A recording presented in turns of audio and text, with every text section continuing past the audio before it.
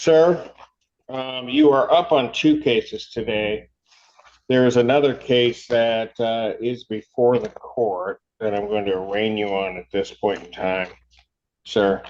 And it's a two-count complaint that alleges that on or about October 26, 2024, at the location of Washtenaw Avenue and Gulfside in Pittsfield Township, Washtenaw County, State of Michigan, count one alleges that you operated a motor vehicle without proper security or insurance as required by statute. Do you understand the nature of that charge, sir? Yes. It's a misdemeanor punishable by not more than 1 year incarceration and or not less than $200 nor more than $500 fines plus court costs. Do you understand that, sir? Yes. Count two is the offense of driving while license suspended, denied, and or revoked. That's a misdemeanor punishable by up to 93 days in jail, $500 fine plus court costs. Do you understand the nature of that charge and its maximum penalty, sir? Yes. First question I have for you is, do you wish to be represented by an attorney? Yes. Public defender case. Your Honor, on this case, I am, I'd wait for the reading standing to the charges. I would ask for another pre-trial. I did receive an offer from Ms. Landy. I just need some time to speak with that about Mr. Haslam, but we do have resolutions on the other two cases. All right. 7-2, correct? Yes, sir. All right. So on this case, I'll set his bond at a $1,000, 10% bond. I'll adjourn the pre-trial on, this is on 7/21. I'll adjourn the pre-trial by next. July 16th, 2025. July 16, 2025, 9 a.m. All right, and that'll take care of that matter. And then on the other two cases, what's our resolution? Well, on the case ending in 0409, that is a sentencing. I think the court set it for today for convenience sake. Okay. Well, no, is it? I don't either. You're saying 409? Yes. I don't have that as a sentencing. Well, he did plead guilty as charged. JIS as a pre-trial, so I don't believe you have any sentencing information, Your Honor. I do not. Yeah, it should be a sentencing. Okay, I see what the problem is. It's set as a pretrial, but October 24th, October 16th, 2024, he pled, referred him to probation. November, we came back, we had to re-refer him because he didn't do that. And then from that point in time, he has bench warranted or we've adjourned it out. I think the PSI was completed with Ms. Polara. I have one from May. Your Honor, I did complete a PSI because Mr. Haslam was in custody. I can pull that to the court would like to take care of that today. I believe it was a recommendation for credit for time served. Yeah. Well, he's got to come back on the 16th, so Okay. I'll just put this over to the 16th. Perfect, that's even better. We can do that.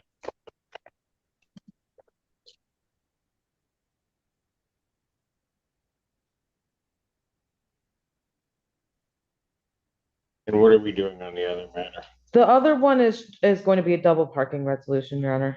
That's correct, Your Honor. So I move that count to double parking, case 241-1621.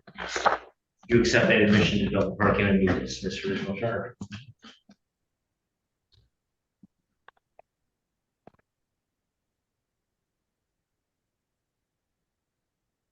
Mr. Haslam? Yes. All right. Do you admit responsibility to the fact that on or about November 25, 2024, location in Pittsfield Township, Washtenaw County, State of Michigan, that you double parked a motor vehicle? Yes. Court will accept that admission to count two. Count one is dismissed. That'd be fines and costs of $180. That'd be due 60 days after release. Okay. Right. Thank you. Thank you. Thank you, Mr. Haslam. We'll see you in a couple weeks. Court calls the case People versus Nicholas Stimmel.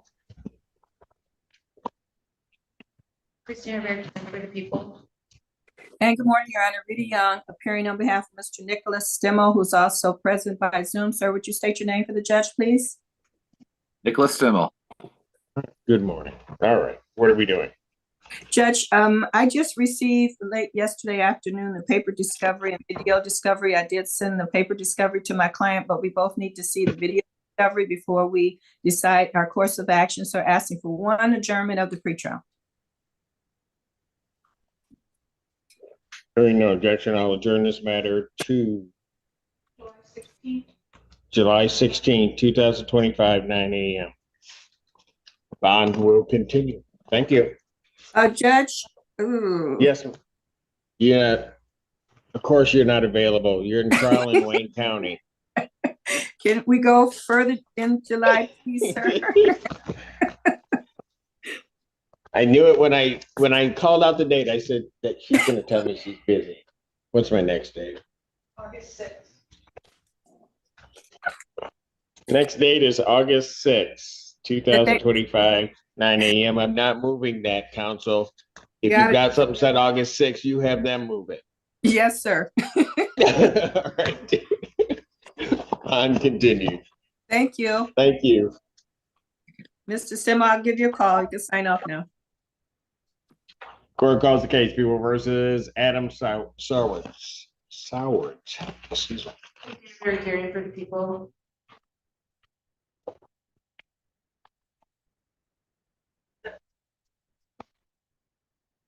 I'm sorry. This is Mr. Timothy Diamond, who is physically here, so.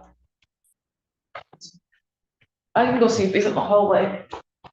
What's the last name? Diamond. That's the attorney. Yes, sir.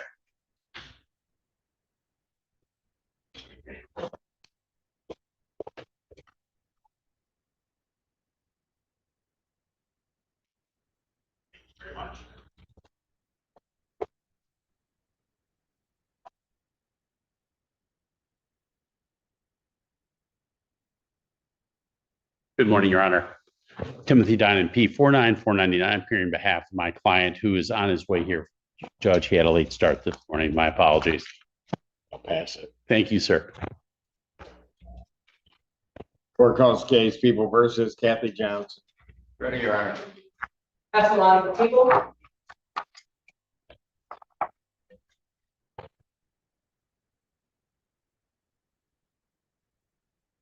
Good morning, Your Honor. Tim Hensick appearing on behalf and in the company of the defendant, Kathy Johnson. Your name? Kathy Renee Johnson. All right. As to the arraignment on this, counsel, has he been arraigned? Yeah, he was working for sentencing. I thought we were too.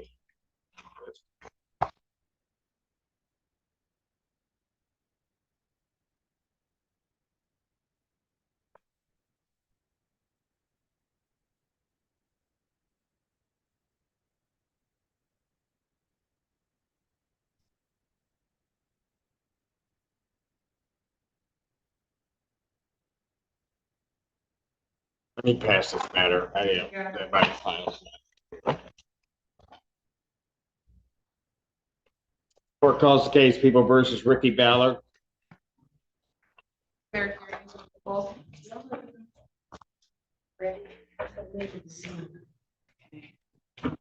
Good morning, Your Honor. Robin McCoy, P63057, on behalf of Mr. Ricky Ballard. Your Honor, may we briefly approach? Yes, Your Honor.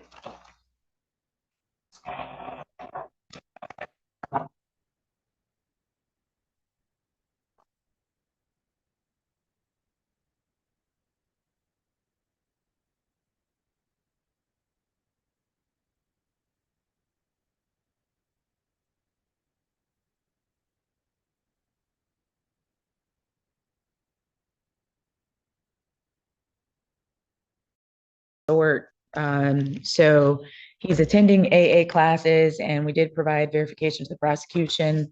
He's scheduled for a substance abuse assessment on July 15th through First Step referral services, and he'll be attending an impact panel on July 14th at 7 o'clock at Bethesda.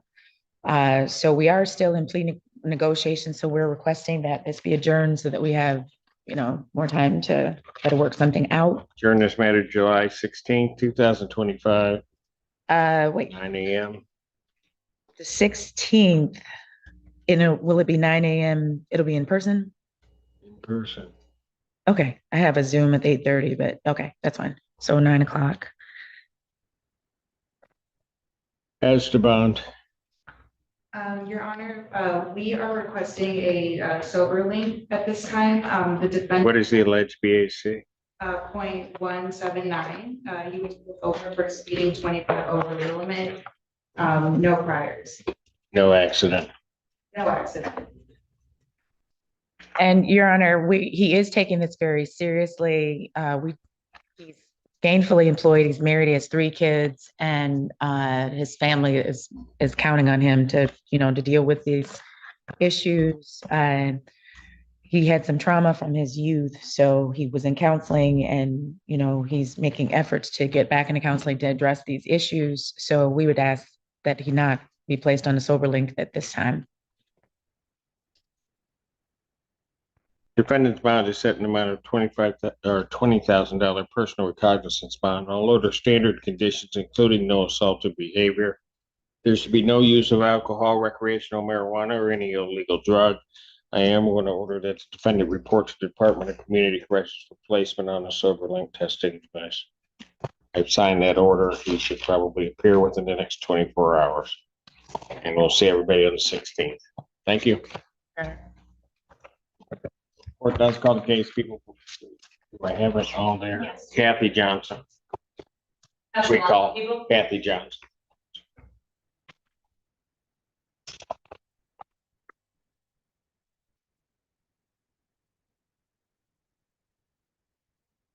My apologies for that, folks. My files should have been ready. All right. Sir, have you read over the pre-sentence report? Your Honor, we have read over the pre-sentence report and recommendation. We have no corrections, deletions, or additions. I would like to make comments on behalf of Ms. Johnson before the court imposes sentence. You may proceed, sir. Was there anything from the people on this? Your Honor, we would support and ask the court to adopt probation's recommendation as written. All right. Go ahead. Judge, with respect to the recommendation, it is fair. It is appropriate. However, there are some things the court should know. One, this incident was triggered by a personal health scare for Ms. Johnson. She had a diagnosis of a breast cancer potential, and this particular event comes on the heels of 2 that occurred more than 22 years ago. There have been no appearances in court. There have been no steps taken by her since back in 2001 and 2002 on the previous situations. Kathy works 2 different jobs, Your Honor, to support herself. Coming here today, she has made arrangements to immediately serve at least the minimum jail sentence, taking time off from her jobs. I have come to know her since being involved as her attorney as a very responsible lady who understands the gravity of what occurred here. She has participated in Dawn Farms program. She has been here cooperating with the court, with probation, with whomever at every step of the way. I think, Your Honor, that the court should show some kind of leniency in terms of the fines and costs to allow her time to make payment. They total over $2,000, 24 months of probation. She just needs time to pay. And Your Honor, I believe that she would like to make a statement on her own to the court. Very good. You can go ahead. My name is Kathy Renee Johnson. I realized I made a mistake because I could have harmed other people. And I've been attending AA meetings, and I put myself in Domino's firm on my own. And I've been working 2 jobs. And I realize I made a mistake and I'm sorry for what I've done.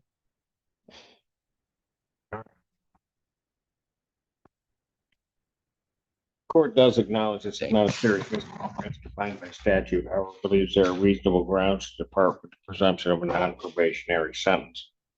The alcohol screening and assessment identifies the benefit of outpatient treatment, AA attendance, and monitored abstinence from all intoxicants.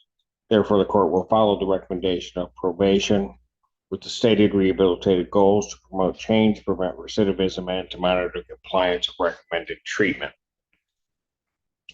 It is the sentence of the court. You're placed on 24 months of probation. You're to pay $1,055 fines and court costs, $100 prosecution recovery costs, $100 police agency recovery costs, and $720 probation oversight fees. When can that be paid? How are you going to pay that? I'm gonna pay it when I get paid if I can. On a monthly thing, I would like to be on I would like to be on How much do you believe you can afford to pay of that per month, man? at least $100 a month. Pardon? I could pay $100 a month. All right. My check is being garnished right now. I think we'll be able to. All right. I'll set your payment plan at $100 per month. That will begin in August. It may be readjusted by probation just to make sure that you're going to be able to get that all paid prior to the point in time of the end of your probation. There should be no alcohol, recreational marijuana, or any illegal substance. You'll be subject to random testing as requested by probation. You'd complete the Dawn Farm outpatient program, including all recommended aftercare with status reports to probation. You're to attend one AA meeting per week with monthly verification to probation. You're to provide proof of the victim's impact panel attendance to probation. Mr. Allen. I'll order 365 days in jail, credit for 1 day served. I will remand you to the Washtenaw County Jail to serve an additional 4 days, and then the balance will be suspended. Defendant is remanded. Thank you. Thank you, Your Honor. Court does call the case, People versus Alexis Berry. Christina Van for the people. Assistant Public Defender Natalie Pate with and on behalf of Alexis Berry, who appears via Zoom. Can you please state your name for the record? Alexis Berry. Thank you, Your Honor. I'm respectfully requesting an adjournment. I have had a discussion again with Ms. Berry yesterday, and I did discuss this with the people. I'm asking for an adjournment for Ms. Berry to stay in compliance with bond and potentially earn a reduction in potential resolution. I understand that. Would an August date work better for you then? I believe so, yes, Your Honor. During the matter, August 6, 2025, 9 a.m. Bond continued. Thank you, Your Honor. Thank you. Court calls case People versus James Bowman. Christina Van for the people. Assistant Public Defender Natalie Pate with and on behalf of Mr. Bowman, who is present via Zoom. Sir, can you please state your name for the court? James Bowman. Thank you, Your Honor. There has been an offer extended in this case by the people for him to plead to count one and in exchange count two would be dismissed. I have discussed that with him. However, I have discussed this further with the people, and there's some information I'd like to provide them with and potentially come to a different resolution. July Thank you, Your 16, Honor. 2025, 9 a.m. Bond continued. Thank you, Mr. Bowman. You're all set for today. Thank Court you. does call the case People versus Jason Brooks. Good morning, Assistant Public Defender Lauren Perny on behalf of Mr. Brooks. Mr. Brooks, please state your name for the record. Jason Brooks. All right, thank you. And we're asking you to set this for final settlement, please. Jury final settlement conference will be set for August 8th, 2025, 9 a.m. Jury selection, if necessary, August 11th, 2025, 8:30. Both of those proceedings are in-person proceedings. Thank you. Bond continued. Court calls case People versus Kyle Burmeister.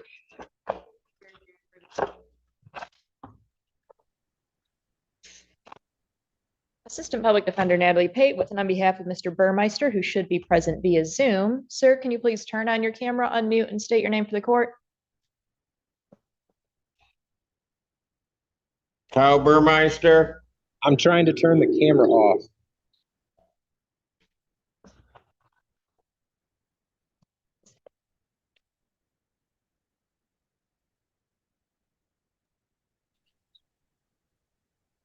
I'm here. Can you please state your name, sir? Kyle Burmeister. At this time, Your Honor, the people move to dismiss. Okay. No objection, Your Honor. Case is dismissed. Thank you. Thank you, sir. Thank you, Mr. Burmeister. You're all set. Thank you.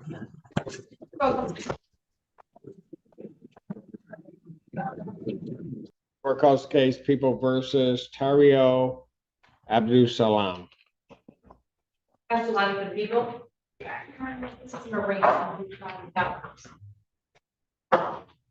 Abdul Salam, not present. I'll issue an order to show cause.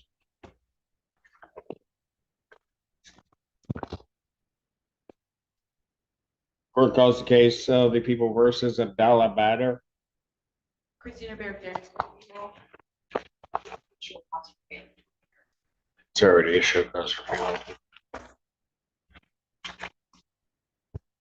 Bader. No response. A bench warrant will issue for the defendant's failure to appear. Bond in this case will be set in the amount of $5,000, 10% bond. That warrant will issue immediately. Court does call the case of the People versus Luke Barrett.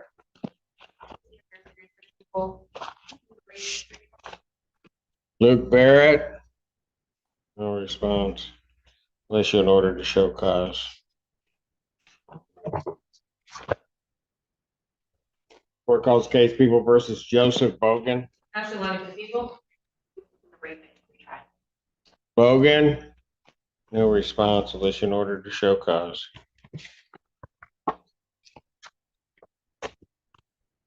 Court calls the case People versus Richard Bauer. That's a lot of the people.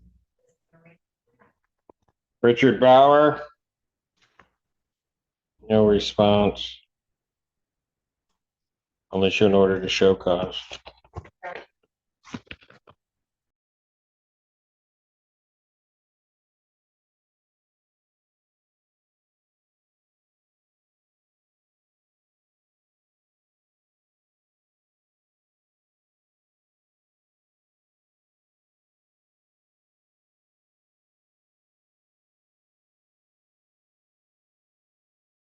Hold. And your lawyer tried to get a hold of you. And then you got picked up. When were you picked up? I was picked up June, I think 25th or 24th. And you got out on the 26th? Yeah.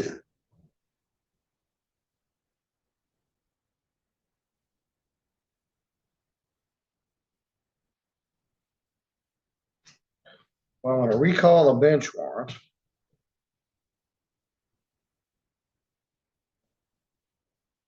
You made this a lot harder than I had to be. You didn't need to go to jail for this, but I know the good news is I got $500 worth of bond. I'm gonna pay to a fine. I'm gonna reset the attorney pretrial for August 1st. Are you missing work right now? I'm self-employed landscaping. And Is it hard for you to get back and forth down here? yeah. Well, you need to get here. I know, mean, this I know. is, you're going too fast. You got beer in the car. You got no insurance. You got no plate. You're right. Please pull me over. I'm gonna drive around too fast with no license plate. Oh, by the way, I'm suspended. It doesn't even make sense, but it ain't something that is gonna be terrible. As I said, you've already got 2 days of jail credit and I got $500 of bond.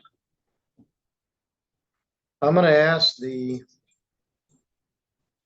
bailiff to take you out to the counter and get you a new notice of your attorney's name and number. Now, there's a driving record in here. You're revoked. You got a lot of baggage in Kalamazoo and Grand Rapids. And I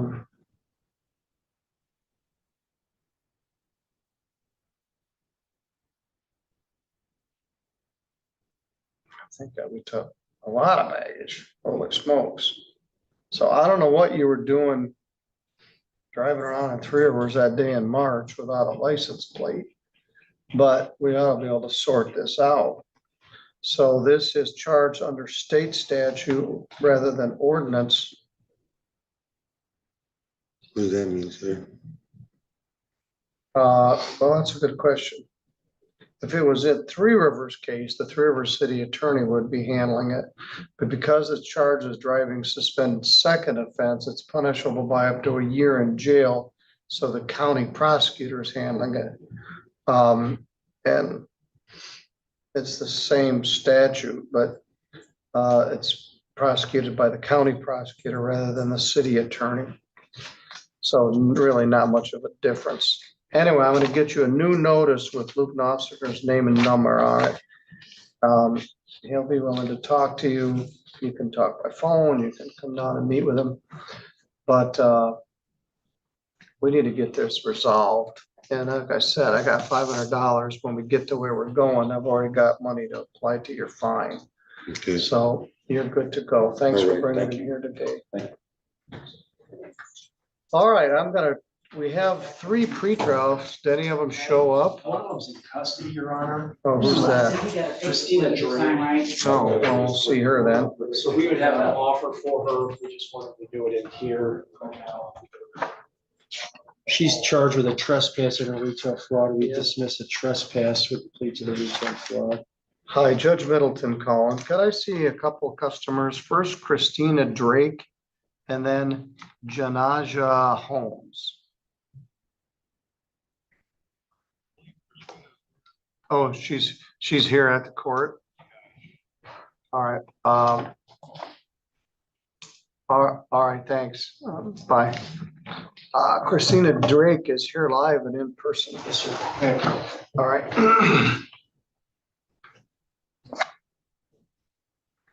Let's see how long she's been in jail. Did I see Christina Drake? Is there anything else back there or just her?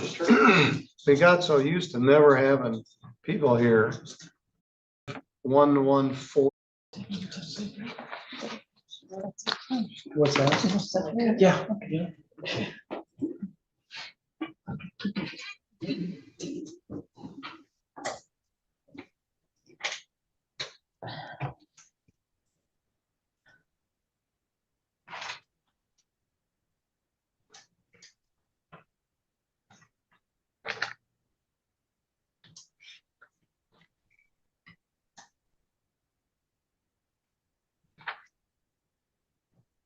Well, it's set for pretrial tomorrow, Tim, and that's not your case. That's a state statute case. So I'm gonna be stuck with this. Good morning, Ms. Drake. Good morning.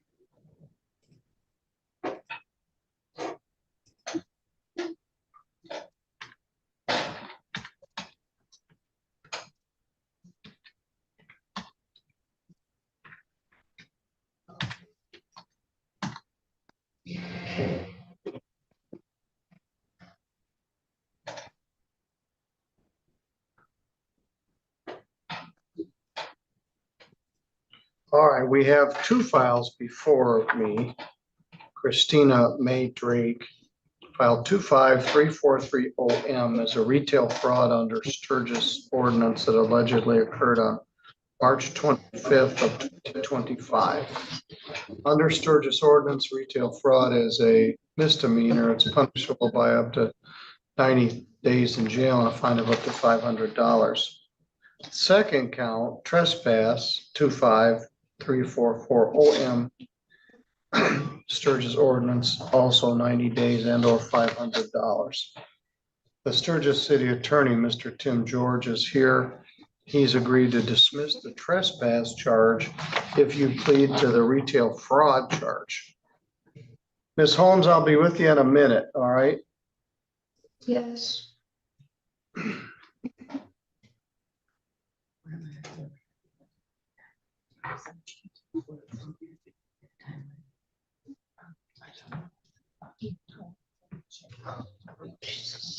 It's alleged that you were at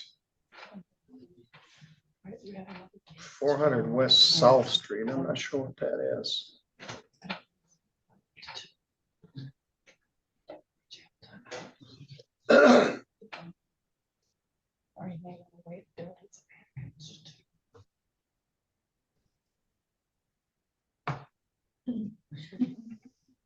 All right, Ms. Holm, Ms. Drake, this is Jeanette Jackson. She's from the Public Defender's Office.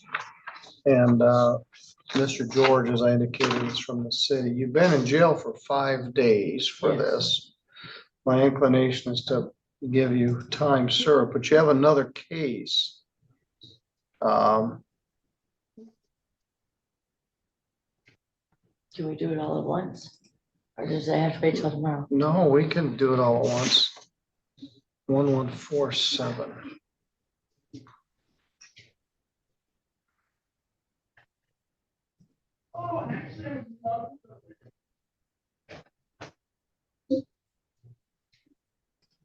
The other is that on May 5th, you're in the gas station. Two bottles of liquor. Gentleman Jack and Bacardi line.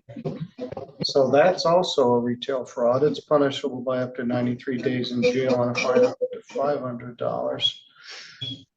You are really struggling.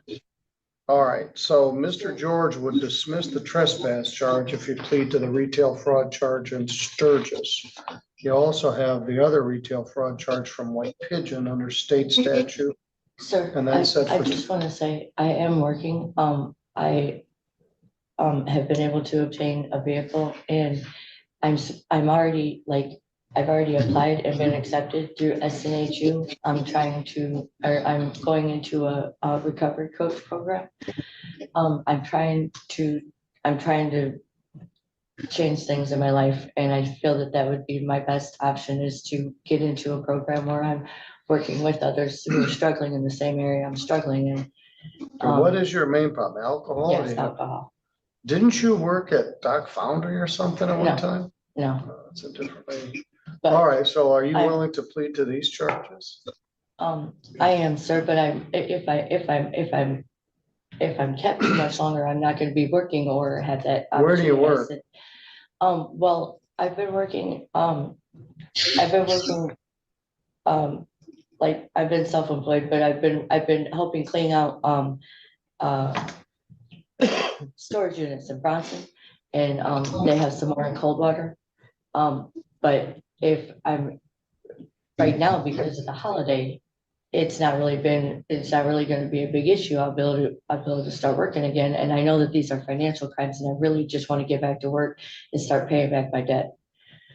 And like I said, I really feel that if I can get in a program where I'm working with people who are struggling, the same struggle I am, like this program through SNHU, I really feel it would help keep my feet on the ground and making strides in positive direction.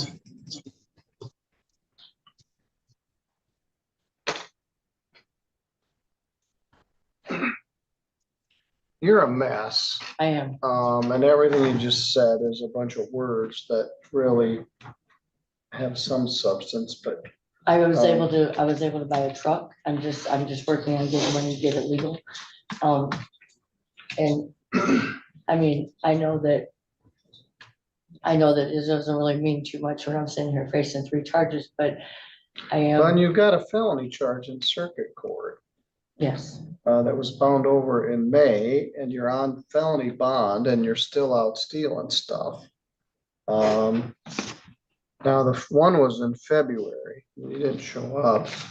That was because I was locked up in Elkhart. All right. And then the next time, that I had court in June, I messaged my lawyer and asked him if he could get it like rescheduled to when my next court date was on the rest of my stuff because of, work. And, it said that he got the message, but he never responded to it. So I attempted to, do something about the one in June, but it was because I was working. All right, who lives at Congress Street? My husband So are you and there? children. Not at this time. So are you still homeless? Technically, yes, but as soon as I get this truck legal, I can get a real job, like, on the books. That's what I've been working towards. I got this F-150 and now I just got to get it legal and I can get a job that's, on the books that I'm punching a time clock. And I really am trying to hold myself together. Like when they picked me up, I wasn't on anything, and I was proud of myself that, even though I was going back to jail, that I was clean.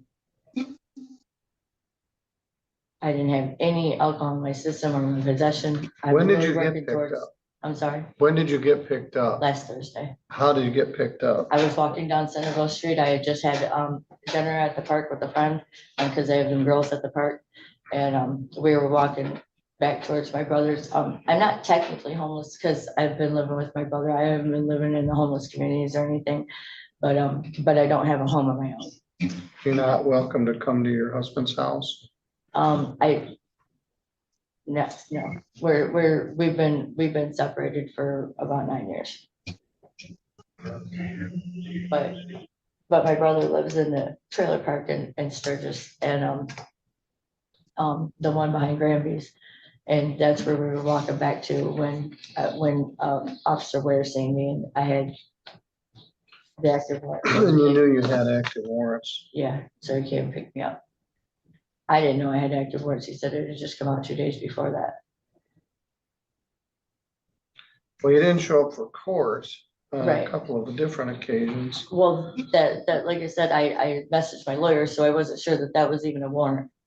Because I messaged my lawyer and asked him if we could reschedule it for when my next court date was, because I was working at,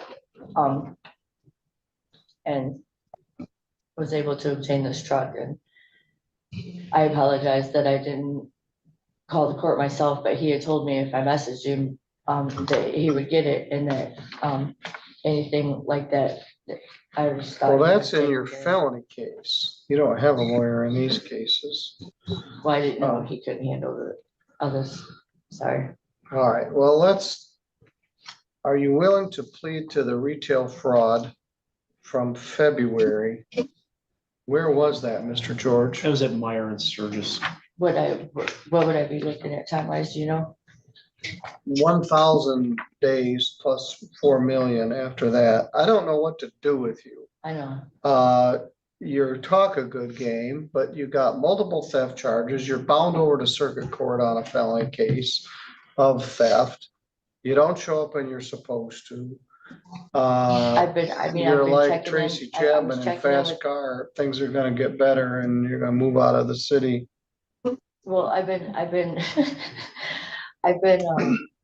I've been checking in with community corrections. I mean, I've been doing everything so that I would be holding myself accountable, sir. And I apologize for my mistakes, but if you'll give me the chance, sir, I'll show you I'm really meaning what I say. And with me checking in with community corrections, if you don't feel that the steps I'm taking, if I'm released are in that direction, I mean, I can always be picked right back up, just like I was. That's always true. And I'm not trying to pull the wool over anybody's eyes. I'm just trying to do better for myself, and my children. Now, at one time you were struggling with meth. Is that not a thing now? That's not a thing now.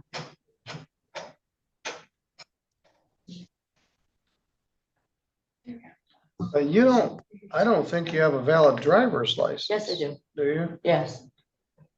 I actually just got it in the mail, because my husband has been keeping my mail for the past 7 months and I didn't know it. And so every time I would have stuff sent there, he wouldn't give it to me. So I had my mail held at the post office and I have it in my personal belongings. Yes, sir. I do have a valid driver's license.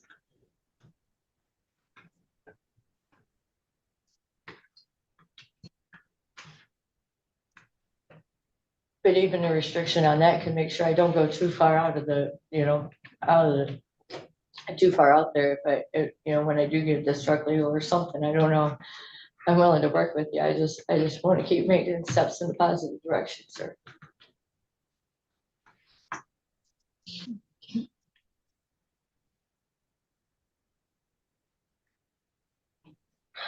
What do you have in L card? It was a public intox. I did 5 days on. Well, we were looking for you on 2024-52, resisting, obstructing, yield fines and costs. We talked to your ex-husband, told us you were in Elkhart County Yeah, Jail. yeah, I had been at one place drinking. It was the day after my dad went to jail, and my dad's girlfriend insisted I come back to their apartment. So I went back to their apartment and an officer picked me up for being drunk in public intoxication. And so I did 5 days there.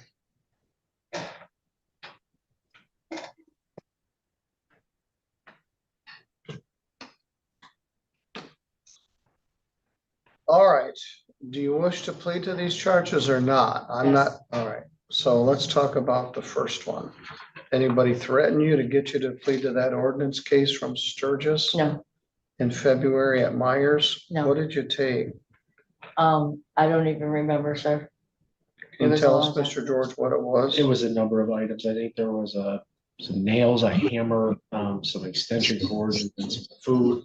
The total amount was $157.12, but it was all recovered.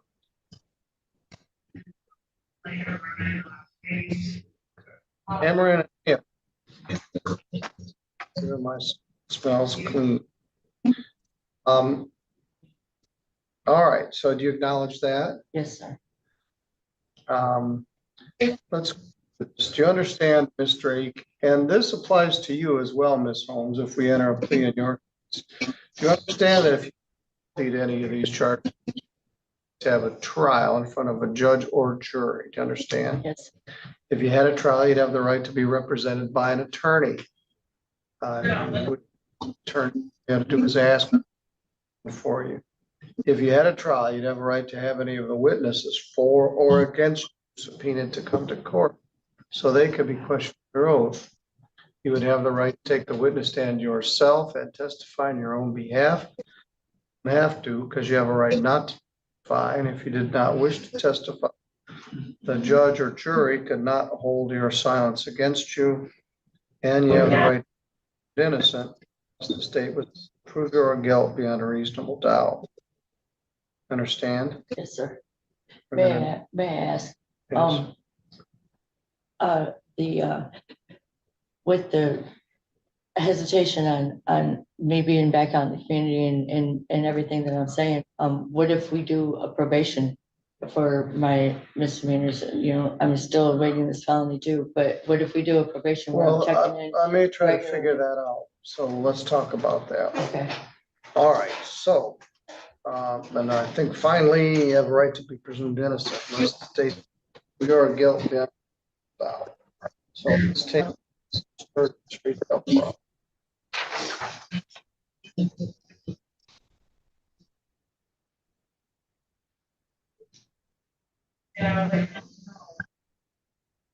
Because I really think probation would be the way to go on making sure that I'm being held accountable and that you're not just letting another criminal back on the streets commit more crimes.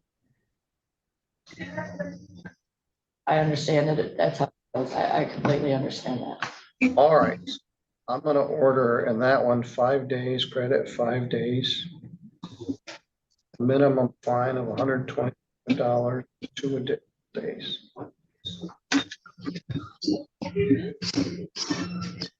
Seven, 2.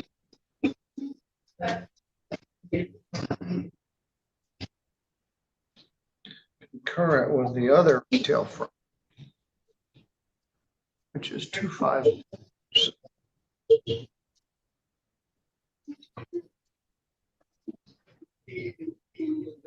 All right, let's talk about that one.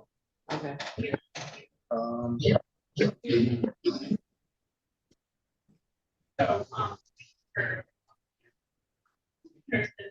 In that case, sir, I'll tell you exactly what happened. all right, well, let me get to it. That case, I was with a well, woman. slow down. Okay. Alleges that you were in the Shell gas station on Yeah, May 25th. I didn't even know that they came after me with these charges because All right. I wasn't aware. So did you take something?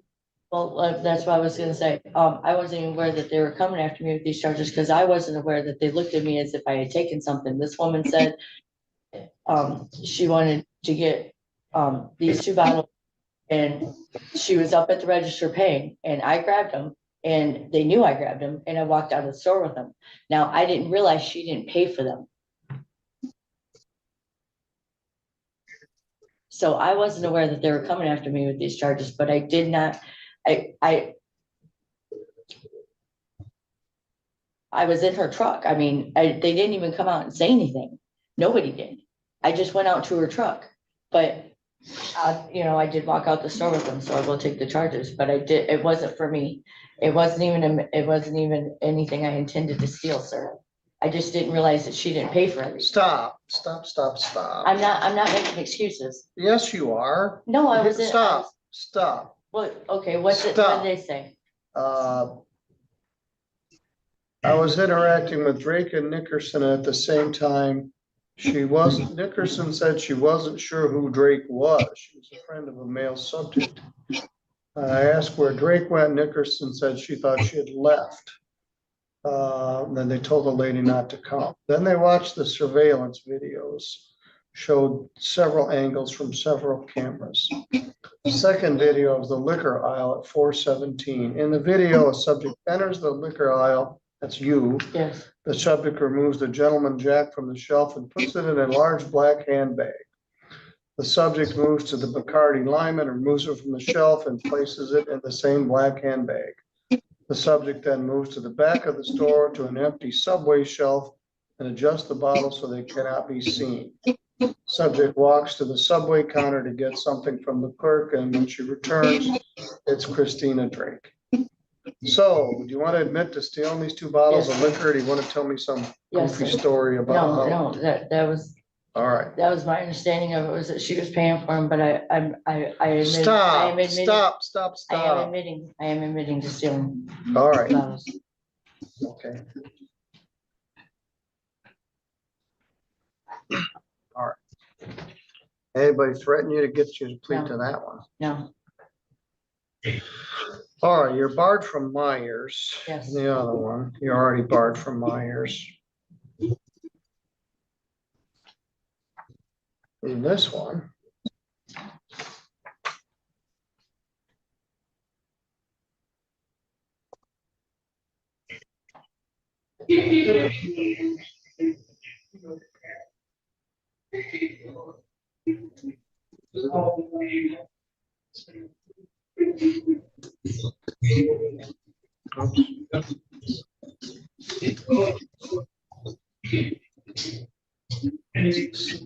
This one. This past one. Get the file straight.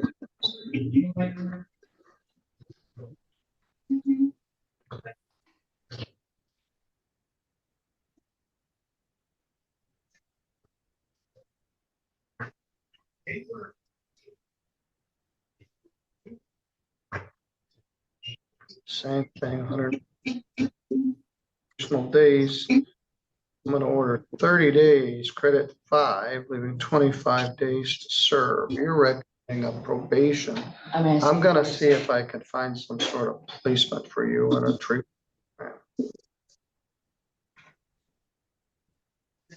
Sorry, what was that? I'm gonna see if I can get Pivotal to find a placement program. Okay.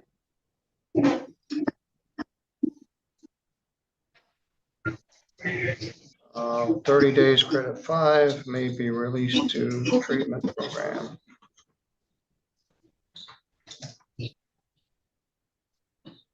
Thank you, sir. Can't, you're just gonna be in jail for a while.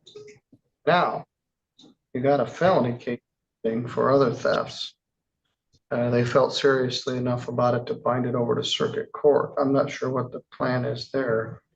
You're barred from Shellmart.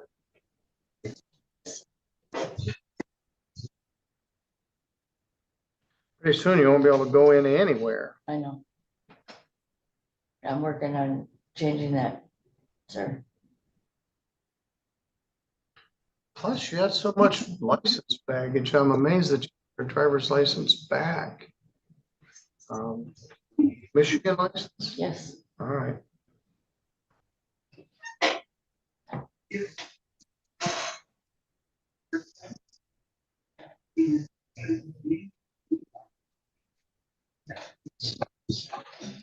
I'll send an email to the jail pivotal coordinator and see if they got any ideas. Otherwise, if they can't find something, you may just sit for the next 25 days minus good time. Should be about 21 days. But I was disappointed when you were still tap dancing around the fact that you just stole his stuff and you weren't. So you're so much alcohol over so much time has compromised your brain. 5 days clean is a good start.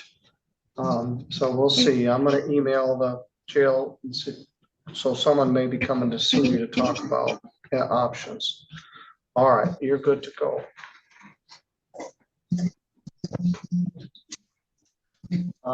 Did either of the other guys show up for the pre-trial? Patrick Jones, William White. Good morning. Are you Janaja Holmes? Yes, good morning. This is Judge Middleton. I'm here at the court. Also with me is Jeanette Jackson from the Public Defender's Office. You've been on a roll and it's all downhill. So let's talk about this. File 212378 OT is an old driving suspended case. You were charged with driving suspended in November of 2021.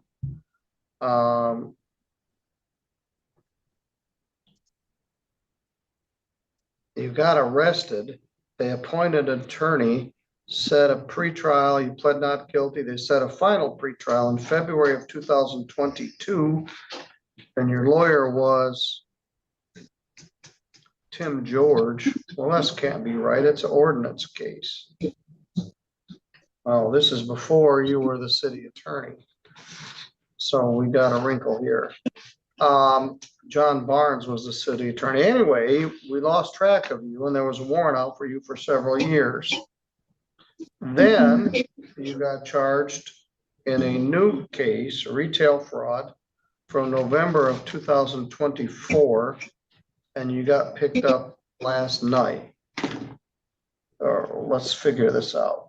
So Ms. Holmes, when did you get arrested? So this was yesterday. Where at? I was actually on my way home and the person that was driving got pulled over and I was in the passenger seat and I got arrested for my warrants. All right, where is home? 3 Rivers. What's your address? Still the River Road address? Yes, 18211 South River Road. Where have you been for 3 years? I've just been working. I haven't been in trouble. I haven't been doing anything really stupid. Where do you work? Peterson Spring. Do you have kids? Yes, I have an 8-year-old. He's with his dad right now for the rest of the summer.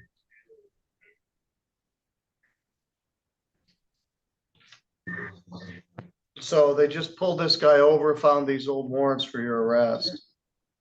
Yes. And picked you up. All right, well, this is living proof that ignoring things doesn't make them go away. You just blew these off.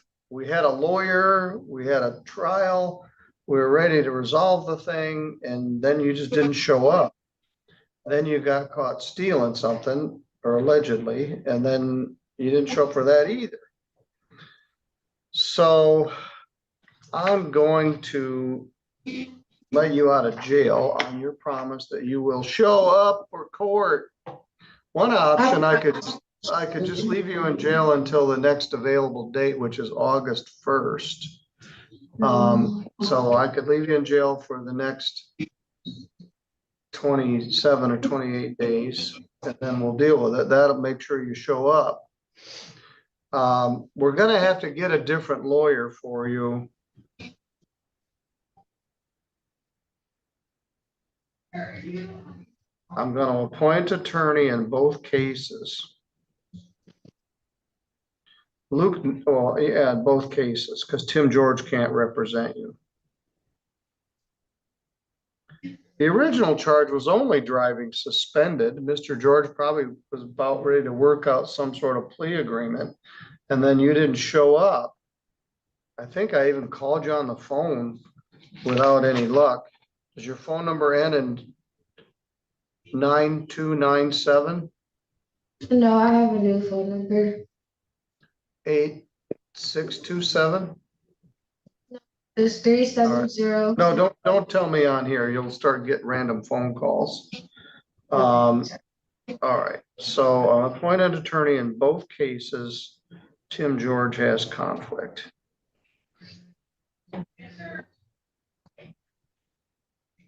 I did this arraignment this morning rather than have the magistrate do it this afternoon.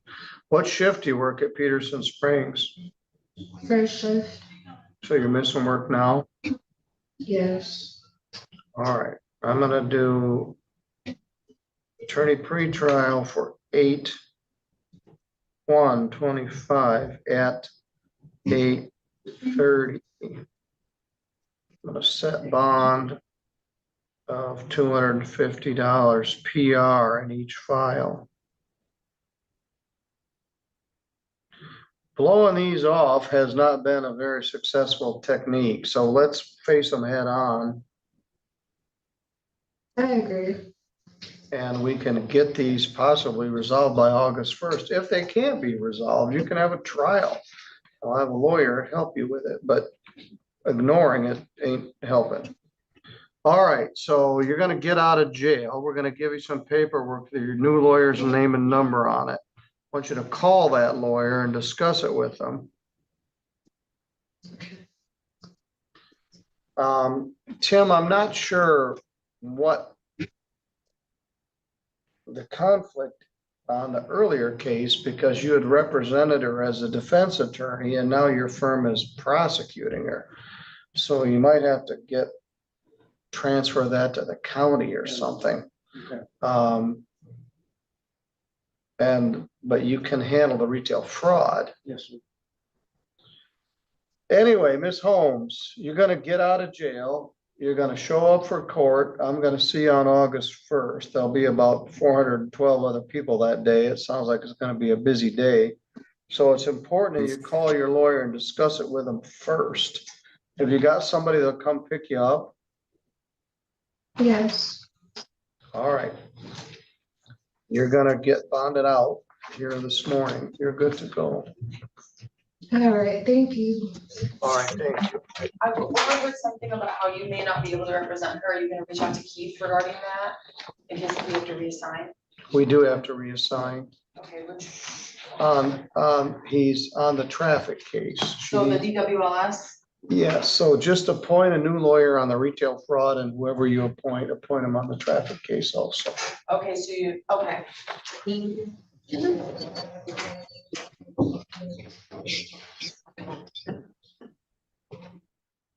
All right, how about our pretrials? Did they no show? No, sir. Well, I said we'd be done by 8:30. I guess I was over optimistic. Poor Miss Drake, I don't know what to do with her.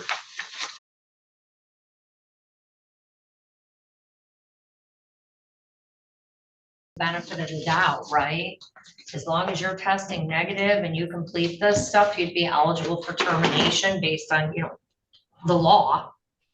But if you continue to come in and you have positive tests, you know, your probation could be extended. So it's up to you to keep the probation period, okay? Okay. All right. Anything else? Nothing for your other. Thank you. All right, thank you.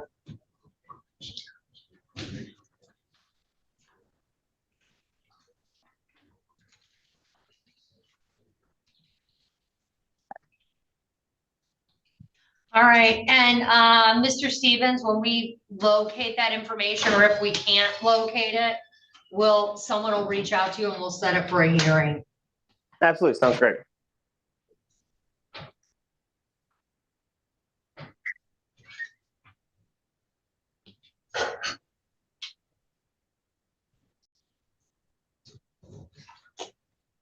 Okay.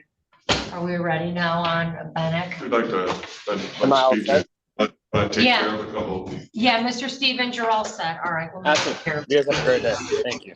All right, thank you. Do I have Grove? Are we ready? All right, is that you, Mr. Gazicki? Yes, Your Honor.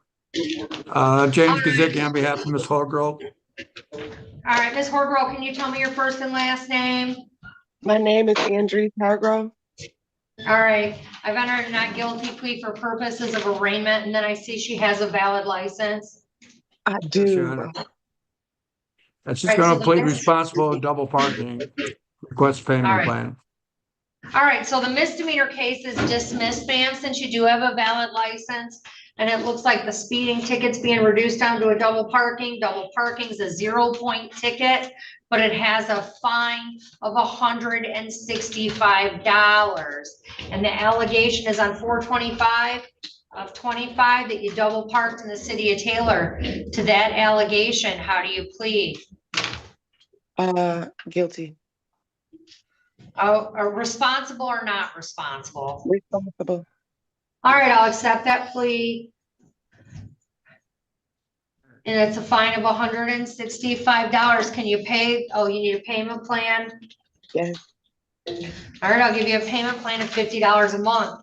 Ms. Horgrove, if you're going to be late on a payment or you don't have the full amount, call the court and we'll work with you. And that way you don't end up getting a show cause or having late fees assessed, okay? Okay, thank you. All right, you're all set, ma'am. Have a good day. Super. Okay, yep, thank you. Do I have Beyonce? Yeah, that's me. All right. This is 25TA10363, the People versus Rose Yance. Ma'am, tell me your first and last name. Rose Yance. Oh, Yance. Okay, well, that's not as fun. Okay. Ma'am, you had this ticket here and it looks like you're entering a responsible plea to double parking. Correct. And that's alleged to have occurred on April 23rd of 2025 in the city of Taylor. How do you plead, responsible or not responsible? Responsible. All right, I'll accept that plea. Ms. Yance, do you need a payment plan or can you pay that off in 30 days? Can I do a payment plan? But like, if like, let's say I have extra money more than a week or whatever, I can just go in and pay it. Yeah, what can you pay on a monthly basis? At least $50. All right, you've got a payment plan of $50 a month. Did you hear what I just said to the person in front of you? Yes, I did. All right, if you're gonna be late, make sure you call us and that way you don't end up with more fines assessed. Will do. Thank you. All right, thank you. You have All a great right. day. You too, ma'am. This is 250952, the People versus Gimma Trucking. Good morning, Your Honor. Neil Riddell, appearing on behalf of the defendant. Hi, good morning, counsel. So I have a plea form from Miss Manorino in the file. Commercial, that there's a mud flap ticket. Hold on. Yeah, there's a related civil infraction file. Yeah, let me find it real quick. The tire's out of service with a fine of $510. Is that correct? That's correct, Judge. Under the proposed agreement, my client would plead responsible to that. And the 250952 would be dismissed as would be the balance of the charges in the 25 TA 07509 series of files. A, B, C, D, E, F, I think. All right, you have authority to enter into that on behalf of your client. I do. How do you plea on behalf of your client to that allegation that's allegedly occurred on April 1st? Responsible. All right, I'll accept that plea is knowing and voluntarily given. There's a fine of $510. Can your client pay that within 14 days or do you need 30? Oh, 14 days. Thank you. All right, 14 days to pay. Thank you, counsel. Thank you. Take care.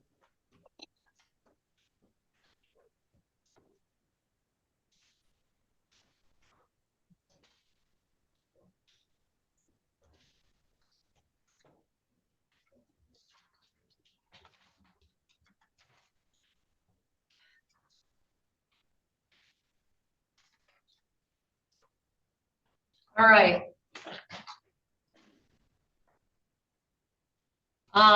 Job Site Sources Incorporated. Counsel, good morning. Can I get your appearance? Thank you, Your Honor. Jeremy Pickens on behalf of Job Site Services. And the owner, Todd White, is also here present today, Your Honor. All right, good morning. So I have a plea form from the prosecutor that there is a stipulated fine of $2,300 on the A file, and in exchange, the B and C files would be dismissed per the plea. Do you have authority to enter into that on behalf of your client? Yes, Your Honor. All right, to the allegation on March 24th of 2025 in the city of Taylor, your client had an overweight commercial vehicle. How do you plead? Responsible for the citation.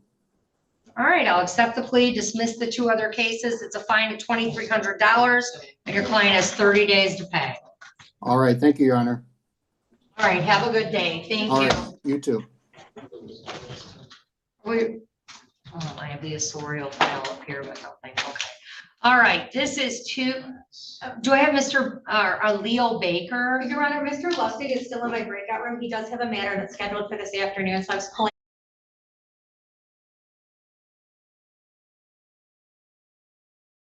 Up here. My name is Jacob Treadway, Your Honor. All right. Your Honor, for arraignment purposes, we waive formal reading and stand mute. And the name will waive formal reading, standing mute. Court will enter not guilty plea. And regarding the pretrial, we've reached a resolution. We have, Your Honor, the resolution is on that count 2, operating while visibly impaired. Guilty to that count 2, accept that guilty plea of count 1. In addition, there is a PBT refusal civil infraction case before this court. I think you guys are gonna need to do the plea form for me. Normally I wouldn't require it, but there are new requirements of the court rules, so that he has to acknowledge in writing. I'll have you fill that out. It's going to be an additional dismissal of a citation. It needs to be noted on what's. Your Honor, thank you. We'll do that, but I think Mr. Siller was just documenting what he's going to do in a different court. We're not doing. In that case, not. I understand. Oh, okay. Okay. All right. All right. You need that number. All right. I'll pass it on. You can have a seat, sir. Thank you, Your Honor. Court calls case People versus Vincent Dunlap.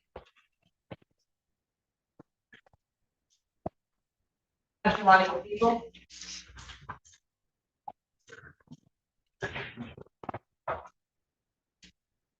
I think Mr. Stiller's on some of the other cases, but Conrad Siller on behalf of Pittsfield Township. sorry, Mr. Stiller, handling much stuff. Good afternoon, or good morning, Assistant Public Defender Lauren Perning on behalf of Mr. Dunlap on the cases ending in 0353 and 0354. Good morning, Your Honor. The plea is honorable court. Brandon Bird on behalf of Vincent Dunlap on the case ending in 0589. All right. And what are we doing?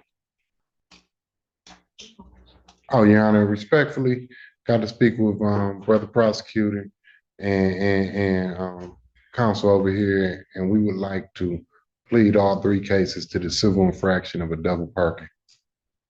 That's correct, Your Honor. Yeah, there's a state case, but that wasn't part of any resolution I was involved in negotiating.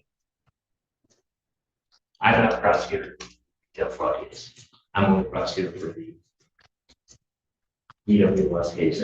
That's why I thought I spoke with you earlier. Awkward. Well, it looks like we do not have any. Then, Your Honor, respectfully, can we adjourn this matter to see how his other felonies play out? I know his preliminary exam got pushed back. Last time we adjourned it, to see what was gonna happen. Do you want to adjourn yours out? Please, Your Honor. I have July 16th or August 6th, which is the preference if you're trying to time it up with an exam date. July 16th, Your Honor. July 6th. This being case 589, I'll adjourn that matter to July 16th, 2025, 9 a.m. Bond on that matter will continue. My cases are the cases with Mr. Siller, Your Honor, so I would, we are going to. Double parking on both. Correct. And double parking in each case, Your Honor. Going to move that count to in each case, double parking. If you accept that admission deed in each case, I dismiss the original charge in each case. That's a correct statement. That is, Your Honor. Thank you.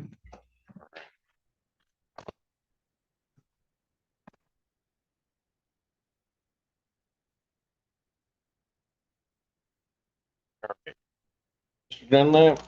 Yes. In case ending in 353, do you admit responsibility to the fact that on April 2nd, 2021, Pittsfield Township, that you double parked a motor vehicle? Yes. On the case ending in 354, on the date of April 2nd, 2021, do you admit responsibility to the fact that you double parked a motor vehicle in Pittsfield Township? Yes. Court will accept those admissions in each case. Count two, count one is dismissed.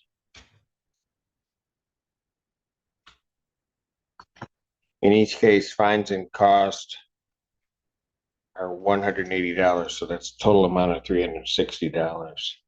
That's to be paid 60 days. I'll make it 90 days after release. Thank you, Your Honor. Thank you. All right.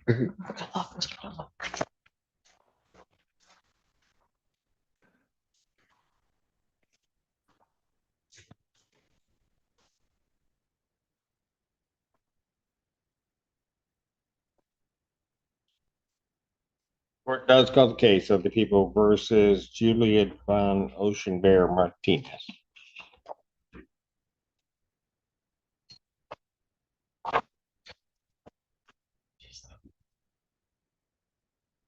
This is Mr. Siller's case. All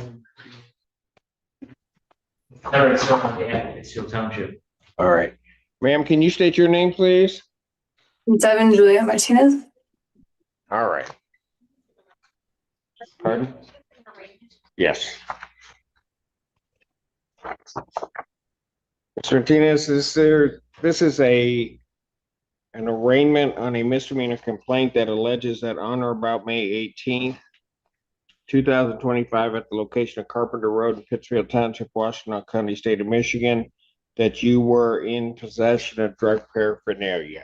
Do you understand the nature of that charge, ma'am? Yes.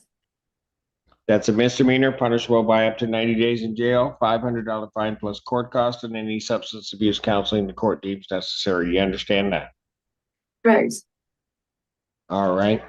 And my first question to you is, do you want to be represented by an attorney? It isn't Pardon? necessary. It isn't Is it necessary. necessary? It isn't necessary. Well, it might be. I said it isn't necessary, so could I just speak for myself? Okay, what do you want to do on the case? Just let me think.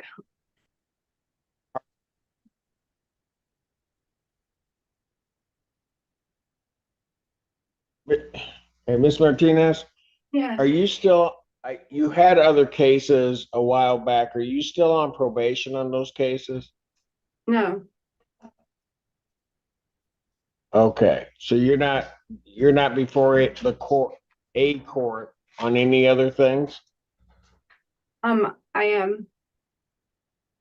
But none of them are drug related. And they're about to be finished. Well, maybe. What other courts are you before, Ms. Martinez? Is it necessary to expound upon this? Pardon? Is this relevant? Well, it could be, because you could be facing additional sanctions depending on those cases, depending on what happens in this case.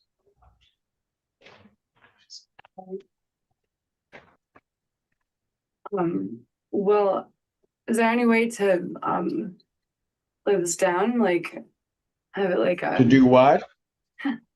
have it go like is there any way to like forget about this somehow? Is there anything that I can do like community service or something that could do instead of Ms. Martinez, you don't have, that's why I think you would need an attorney. I mean, you can proceed on your own if that's what you want to do. But quite frankly, me knowing a little bit about your history, I don't know that would be a wise call on your part.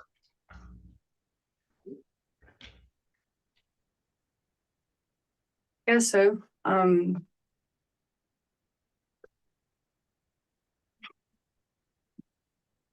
Like what like I suppose. Ms. Martinez, just answer me this. Are you represented by the public defender's office on your other matters? Yes. Okay, don't you think it might be wise if they help advise you on this matter and also help you with those other matters? Doesn't that make sense to you? In a way. In a way. Okay, in a good way? In a way that is like I can have this be adjourned with a bond. Can I know what the bond is?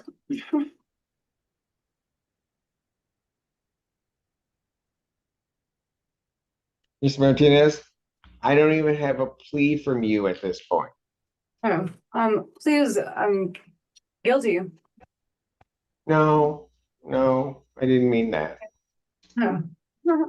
So, I'm not protesting to the allegations. I would like to well, just, hold on. I don't want you saying anything about the offense. well, I do.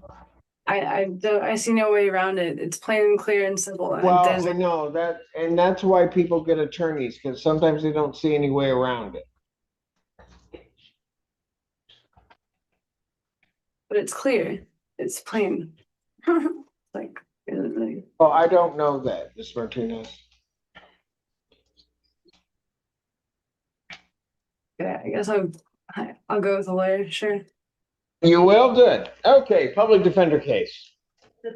Assistant Public Defender Natalie Pate on behalf of Ms. Martinez. Your Honor, we would waive any further reading. My client stands mute and ask that a not guilty plea be entered. I would ask, Your Honor, for an adjourned pretrial date. However, a more lengthier adjournment. The public defender does represent Ms. Martinez on her other matters.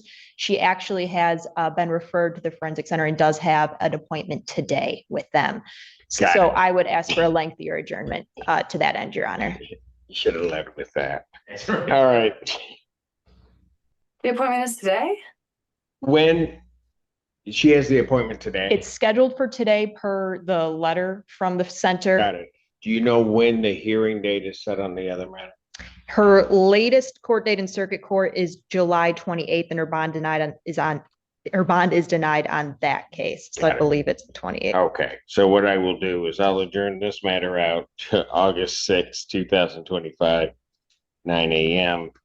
I'll set the defendant's bond so that she's getting credit because she's being held on that other case. I'll set her bond at a $5,000, 10% bond on this case. Order standard conditions, including no assaultive behavior, no alcohol, recreational marijuana, or any illegal drugs. All right, thank you. Thank you, Your Honor. Thank you, Ms. Martinez. Miss I'll be Ma'am, it says on the forensic center is coming to see me today. It's scheduled for today, but I'm not sure if maybe I don't have the most updated information. So there's a chance it might be rescheduled, but from what I can see, it looks like it was scheduled for today. But either way, we'll be in touch, Ms. Martinez, but you're all set for court here today. What is your name? We're all set for court here today, Ms. Martinez, but I'll be down to see you before August. Okay, but what is your name? Oh, sorry, Natalie. I did not hear. I apologize, Natalie. Natalie who? Natalie who? Natalie Pate. Pate. Thank you. All right, thank you. Thank you, Ms. Martinez. Court does call the case, People versus Jacqueline Murray. Kyle Riddle on behalf of Ms. Murray. State your name for the record. Jacqueline Murray. All right, what are we doing? And Now, the court should be in receipt of a plea form. The defendant is going just to be need to- pleading guilty to Can you just count sign one that real retail quick? fraud in the second degree. Counts 2 and 3 here are going to be dismissed as well as a case in Procedural. and today is July 2nd, if you could. And Your Honor, I'm having Ms. Murray fill out the form right now, as well as Fill out which form? the plea form. So no, I'm not in receipt. Not in receipt yet, no, as well as the, just sign that, as well as the advice of rights form. And if the court needs some help deciphering my handwriting, I'd be happy to provide it. But it's everything as Ms. Londy stated on the record, as well as an amount of restitution between the two cases for a total of $1,281.57.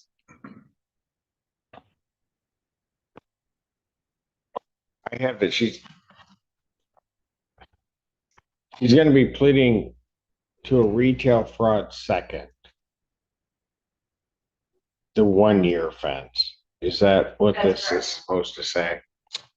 That's put the wrong time. All there. right. Yeah, my apologies, Judge. That's the error. And then, well, it's a 1-year offense. Yes. I get it, but then there is total amount of restitution. I see the 1281.57. Yes. And then that looks like it's off of 2 cases. Yes, Judge. This case and another case. And then it just says that the prosecutor and defense agree that they'll dismiss case 250021 in the 15th District Court. Yes, Your Honor. Have her sworn.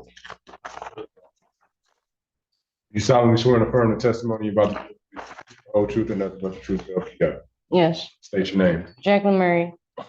Ma'am, it is this court's understanding that you are going to be pleading guilty to the charge of retail fraud in the 2nd degree. Yes, Your Honor.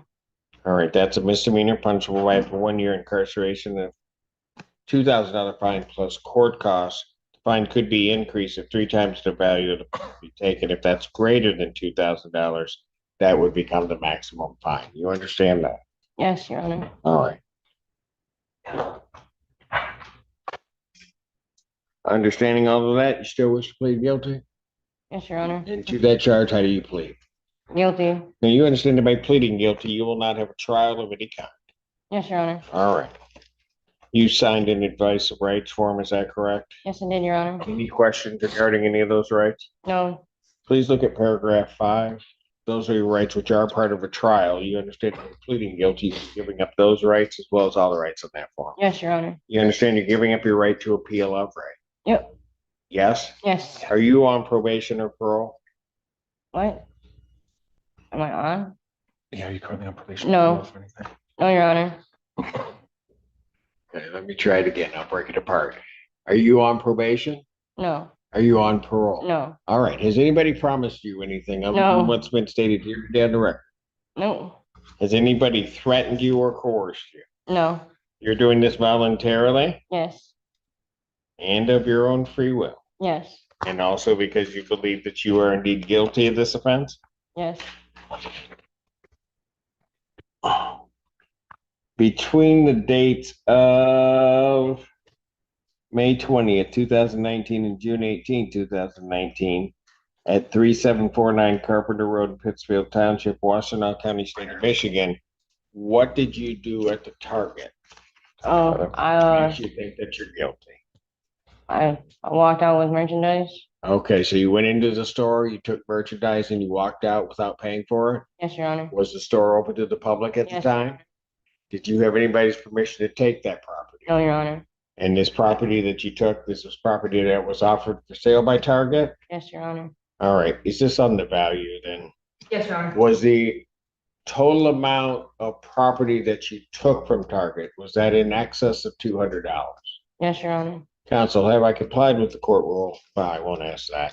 Ma'am, I do have to advise you that if I accept your plea and you commit some type of misconduct as defined by the Michigan court rules between the time I accept your plea and the time of sentencing, any type of sentencing agreement or evaluation of this case, the court is no longer bound by. You understand that? Yes, Your Honor. You also understand that because of that, if you also commit misconduct, you would not be entitled to withdraw your plea.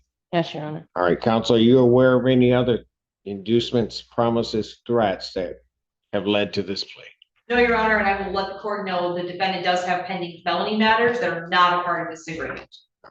Yes, Judge, nothing else beyond what's been placed on the record. And, we did discuss the felony matters and we are aware that they're not part of this agreement.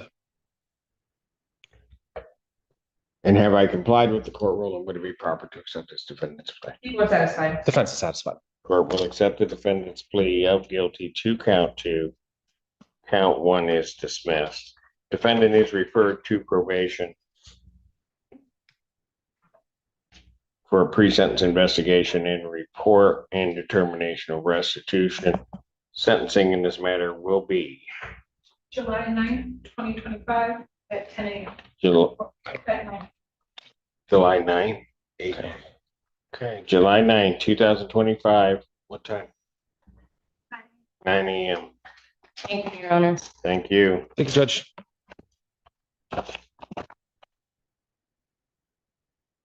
And we'll continue. Court calls case versus Nathan Bell. Conrad Silver on behalf of Pittsfield Township. Mr. Simmons. Echelon people. Cabral on behalf of Mr. Bell in both matters.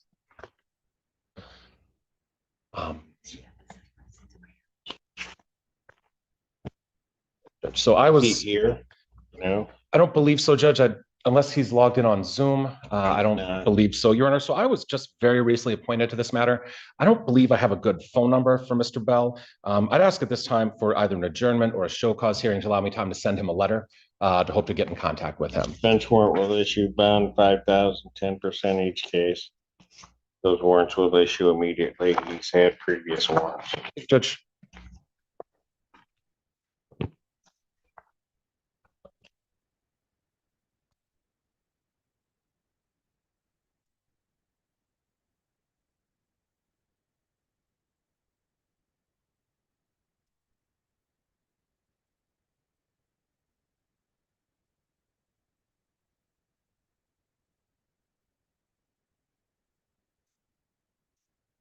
Court does call the case people versus Daryl Frederick. Conrad Silver on behalf of Pittsfield Township.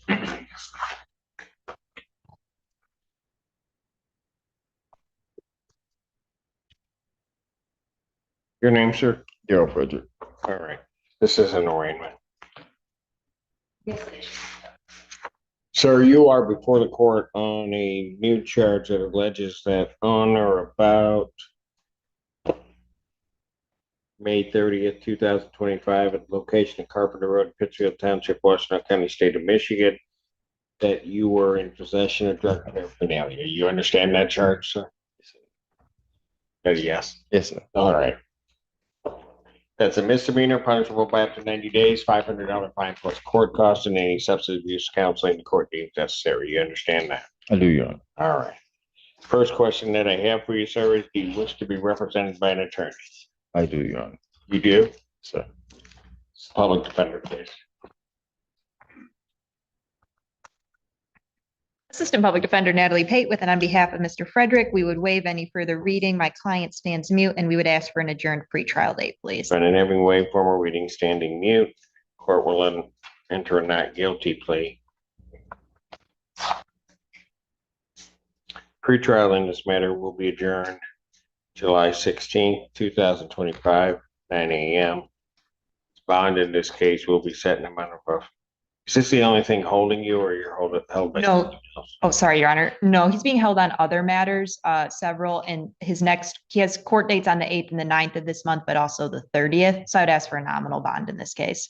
Bond will be set in the amount of $1,000, I'll do 10% on that. Standard conditions including no assault behavior, no alcohol, recreational marijuana, or any illegal drugs. And I will put him on testing at community corrections 2 times per week. Placed. Thank you, Your Honor. Thank you.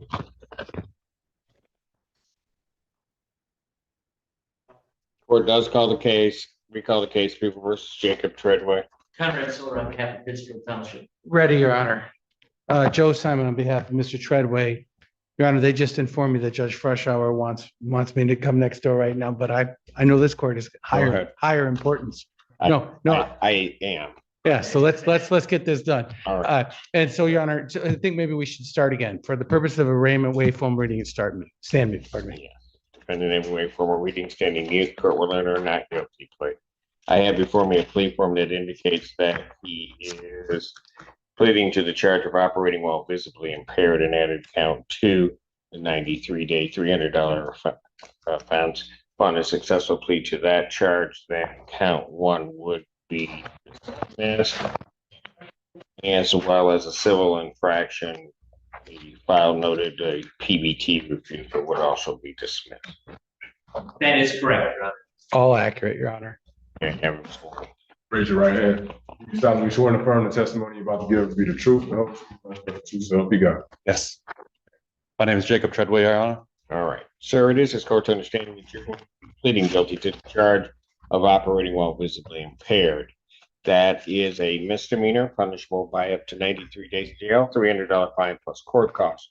The court could also order community service and any rehabilitative programs the court deems necessary.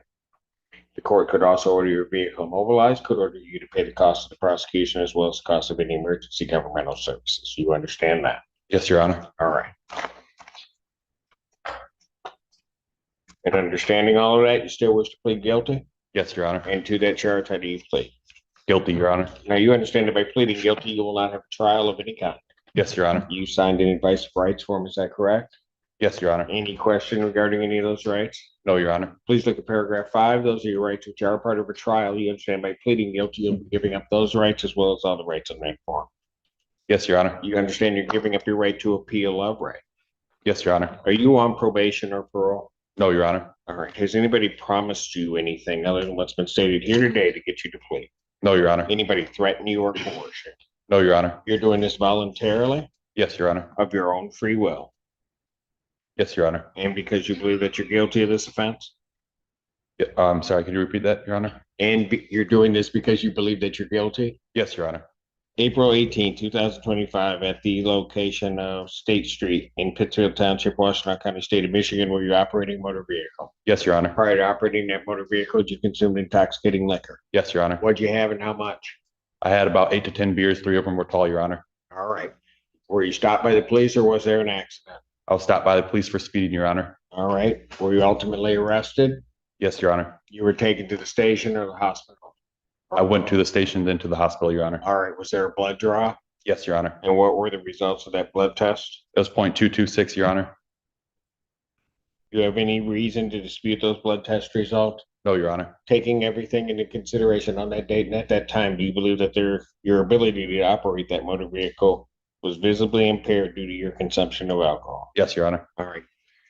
Sir, I do have to advise you that if I do accept your plea and you commit misconduct as defined by the court rule between the time of my acceptance of the plea and the time of sentencing, Any sentence evaluation or recommendation is withdrawn and the court is not bound by that. You understand that, sir? Yes, Your Honor. You also understand that if you do commit that misconduct as defined, that you would not be entitled to withdraw your plea. Yes, Your Honor. You understand that. Counsel, is counsel aware of any other promises, threats, or other inducements that have caused this plea? No other promises, threats, or inducements. No, Your Honor. All right. And has the court complied with the court rule, would it be proper to accept this defendant's plea? Yes, Your Honor. Yes, Your Honor. The court will accept the defendant's plea of guilty to count 2. Your Honor, if it matters to setting the sentencing date, my client's been screened, assessed. He's commenced on farm recovery group. He is about three sessions completed of that 36-week program. Well, I'll do my standard referral to Von Schwartz for an alcohol screening assessment. You can check with probation as to whether or not they want to do that, but I'll make that referral to Von Schwartz and the Victims Impact Panel. Sentencing in this matter will be July 30th, 2025. July 30th, 2025, 12 p.m. Bond in this case will be set as a $25,000 personal recognizance bond, although the standard conditions, including no assault behavior or possession of any weapons. There's to be no use of any alcohol, recreational marijuana, or any illegal drugs. You understand that, sir? Yes, Your Honor. I am also ordering a community corrections order for testing out on a SoberLink device at this time. All right, Your Honor. Anything further? No. No, Your Honor. Wait. So, good. Okay. Appreciate it, man. Yep. See you out there. Go ahead. Yes, but just wait for me outside.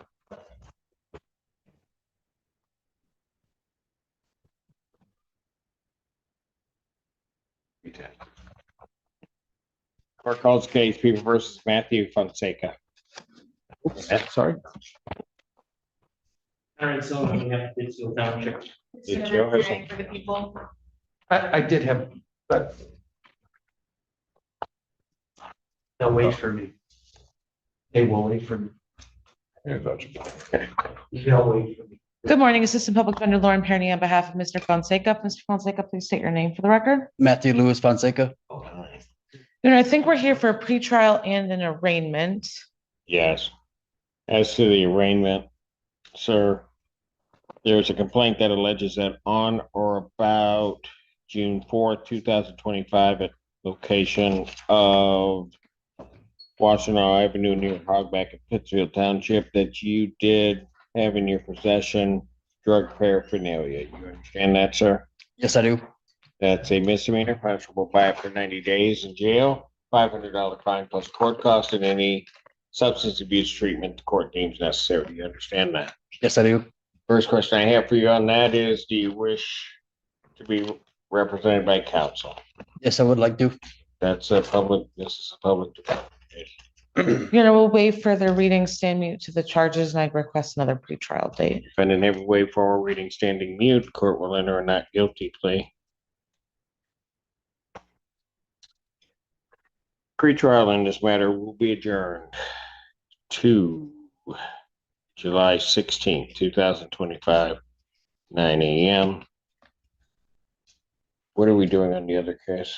I'd ask that it be set for the 16th as well. Mr. Fonseca has a felony that I've been in conversation with the people about. We're trying to do a global resolution. All right. On the other matter, that being 751, I'll adjourn that to that same date of the 16th.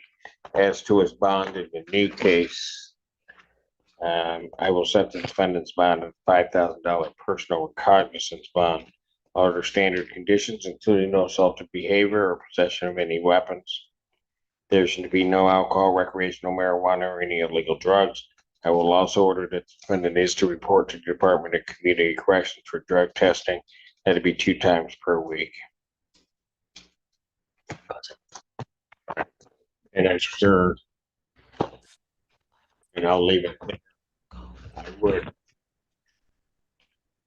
I'm sure you are going to apprise your client of proper attire when he comes into the court. Thank you, Your Honor. Thank you. Thank you.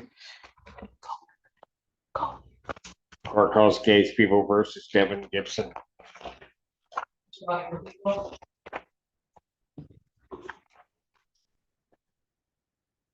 Assistant Public Defender Natalie Pate with and on behalf of Mr. Devin Gibson, who is approaching. Please state your name for the record, sir. Devin Gibson. Thank you, Your Honor. I'm respectfully requesting an adjournment for two reasons. The one being that Mr. Gibson is being held on felony matters with his next court date being the 17th of this month. So I would ask for an adjournment after that date. August 6, 2025. Thank you, Your Honor. And the people did make an offer in this case Monday evening after I had met with Mr. Gibson that afternoon. I just still also need to discuss that with him. But thank you, Your Honor. August 6. Thank you. Court does call the case People versus Jermaine Nathan. 3 cases. And Assistant Public Defender Natalie Pate with and on behalf of Mr. Nathan, who is approaching. Right, Nathan. Thank you. Thank you, Your Honor. As to the 2 state cases that end in 0897 and then 0898, I would respectfully be requesting an adjournment into August for Mr. Nathan to get a Secretary of State appointment. Does he have it set already or No, not to my understanding, Your Honor. Well, during those matters, August 6, 2025, 9 a.m. Bond continued in those cases. And then, Your Honor, as to the case ending, the Pittsfield Township case ending 0060, Mr. Siller had made an offer to dismiss the misdemeanor and allow Mr. Nathan to plead to or admit to the civil infraction of double parking. And I discussed that with Mr. Nathan, and he would like to do that today in that case. That is correct.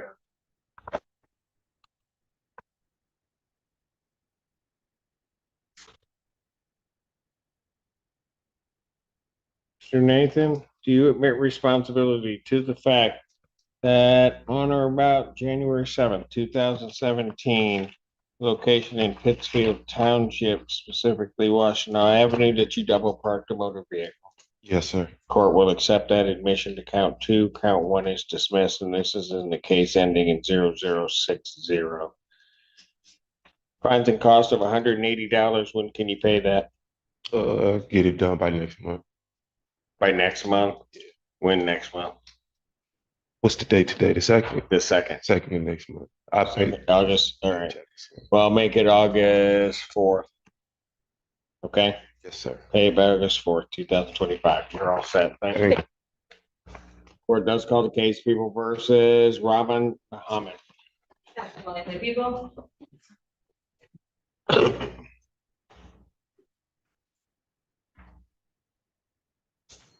Good morning, Assistant Public Defender Lauren Perny on behalf of Mr. Muhammad. Mr. Muhammad, please state your name. Rahman Muhammad. Thank you. We're asking you to this for final settlement, please. Jury final settlement conference will be set August 8th, 2025, 9 a.m. Jury selection will be set August 11th, 2025, 8:30. Both of those proceedings are in person. Bond will continue. Thank you. Court calls the case of the People versus Jessica Fox. For the people. Good morning, Assistant Public Defender Lauren Perny on behalf of Ms. Fox. Should be on Zoom, Your Honor. Yep. Jessica Fox. I have a Jessica, but I have no idea if that's her.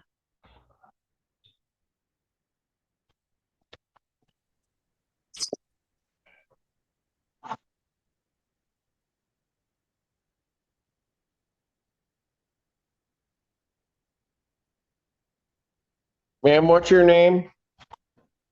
Jessica Lopez. That's not her. Jessica Fox. There's no response. You know, I did speak with her yesterday. We did have a resolution. However, we were going to adjourn due to some further conversations. I did expect her to be here. I don't have an explanation for her failure to appear. Bench warrant will issue. Bond 5,000, 10%. That warrant will issue immediately. Court does call the case People versus Barrage Scott. Senator Solar on behalf of Pittsfield Township.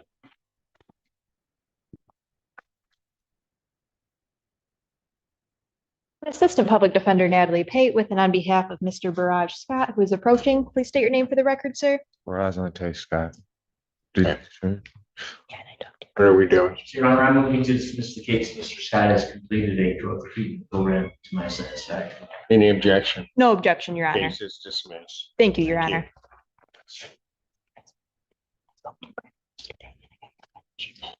Okay.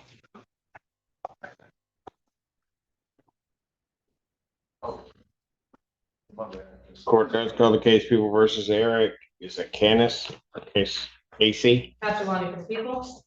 Raise it, Your Honor. Hello, Your Honor. Hello, your name? Eric James Casey. Sir, you're here on an arraignment on two charges. The complaint alleges that on or about July 18, 2024, at the location of this courthouse. 33. Yeah, it all happened in this courthouse. Are you going to interrupt me? I'm sorry. Are you going to let me continue with your arraignment? Okay, I'm sorry, sir. Which way you want to do it? I'm not going to interrupt you. Thank you.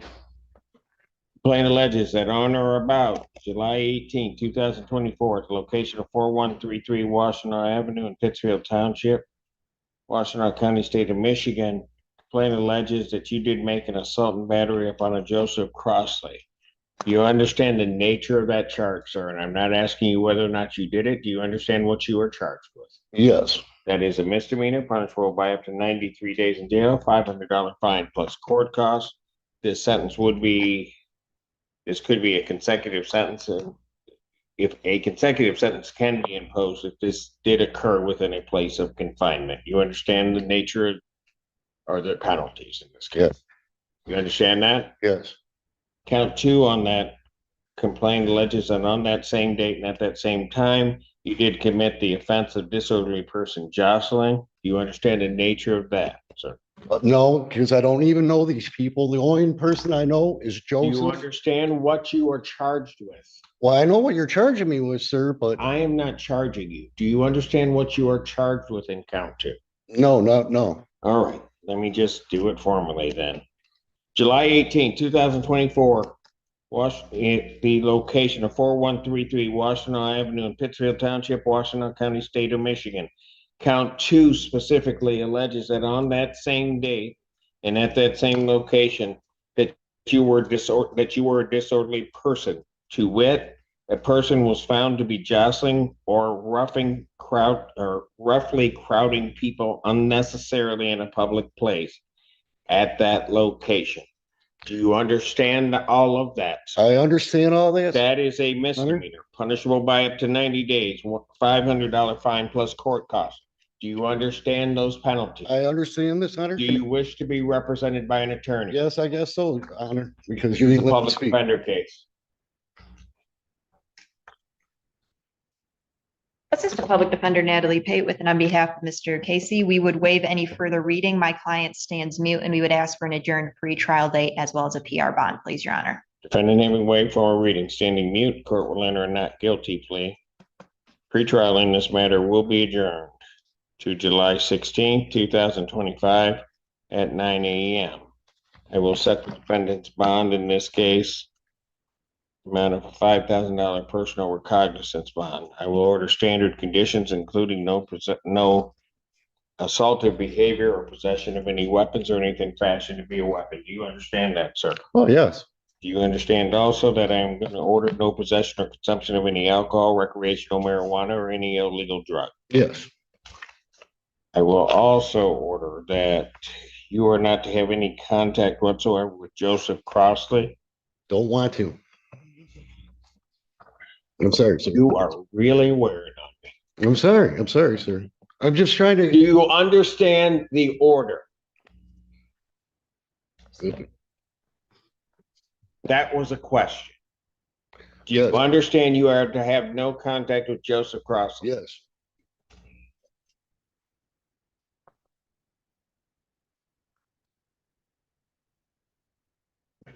I haven't had no. I'm sorry. He gets one more time. I'm sorry. I'm changing the bond. I'm sorry. Is there any other request of conditions from the people? There is a request for a no go to, Your Honor, an address. May I give that to the court? No go to, yes, go ahead. 10245 Talladay Road, Talladay in Willis, Michigan. 48191.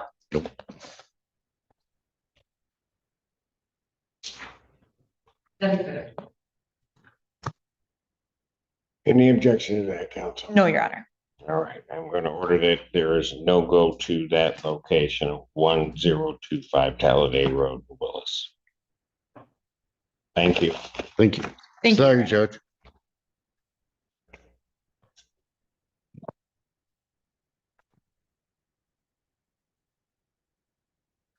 We may be off because they brought him out. You got Rayburn?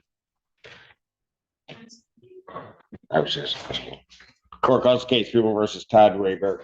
Conrad Silver on behalf of the Township.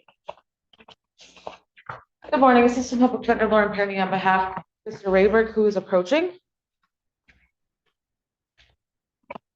Mr. Rayberg, please state your name. Todd Rayberg. Thank you. Your Honor, we're asking for adjournments on both cases. Mr. Rayberg is going to be released to treatment, hopefully. We just coordinating all the cases to make sure that happens. So, and treatment is related to the resolution to these cases or this Okay, case. you So, want an August date or the July date? Maybe let's keep it on the 16th and just see what happens if that's okay with the court. July 16, 2025, 9 a.m. Bond will continue in each of these cases. Thank you. Thank you.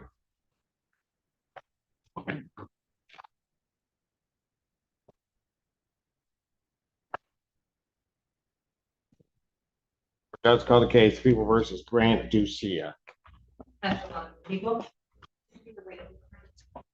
Grant Ducia, no response, unless in order to show cause.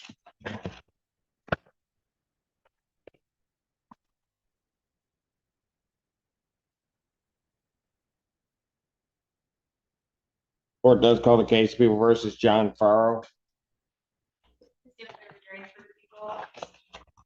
John Farrow. There's no response. I'll just add these to his additional 13 other warrants. Yes, Your Honor. Bench warrant will issue bond 5,000. Give a 10% privilege on it. Warrant will issue immediately.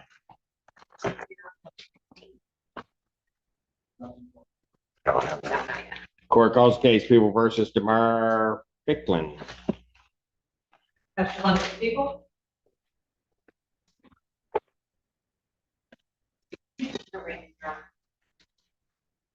Hello, my name is DeMar Ficklin.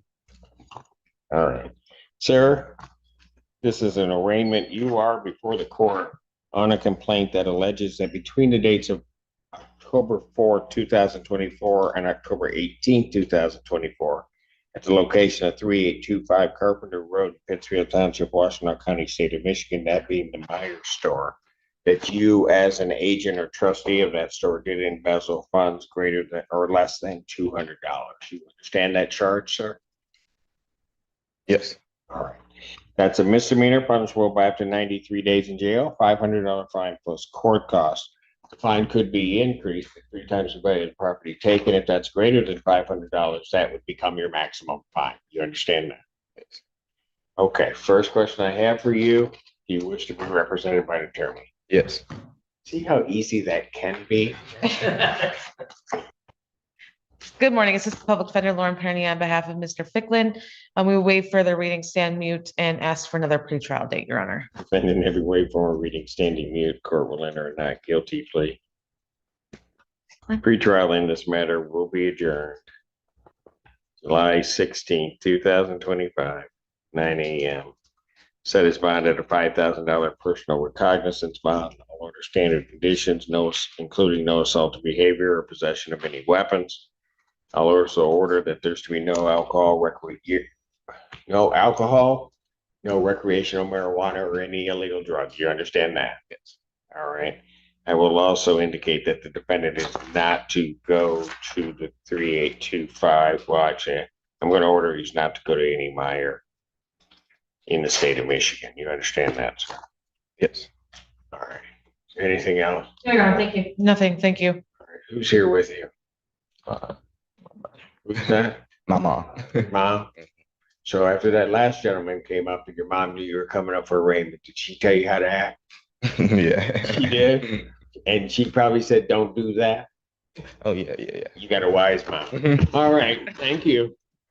Thank you, ma'am. Court calls the case, People versus Shania Williams. Conrad Silver on behalf of Pittsburgh Township. Good morning, Assistant Public Defender Lauren Perny on behalf of Mr. Williams, Miss Williams, excuse me. Please state your name for the record. Shania Williams. All right. Your Honor, Miss Williams being held on 2 other matters. She believes she may be getting out of custody on July 8th. So we're asking to set this And case. a hope and a prayer, or she knows? Well, Never we're mind. not on that case, so I don't, it's a conflict case. So I'm just asking to set it after that. She's really wants to get her license back. And so if she's released, she'll work on that immediately. July 16, 2025, 9 a.m. Thank you. All right, thank you. Court calls case People versus Cody Mahan. Oh, really? Cody Mahan. It's one of yours. Special on the people. Kai Burdell on behalf of, but not with, Mr. Mahan. Unless he's on Zoom. Ian, Zoom. So, Your Honor, today is the date and time set for pretrial. I was very recently appointed to this matter. I don't believe I have good contact information for Mr. Mahan. So we are asking at this time for an adjournment or a show cause hearing to allow me to send him a letter or try to otherwise get in contact. And warrant will issue bond 5,000. Give 10% privilege, that warrant will issue. Thank you, Judge. Court calls case People versus Tony Gomez. Good morning, Assistant Public Defender Lauren Perny on behalf of Mr. Gomez. Mr. Gomez is in. Good morning, Judge. Tony Gomez present. One moment, please, and I'll turn my camera on. Thank you.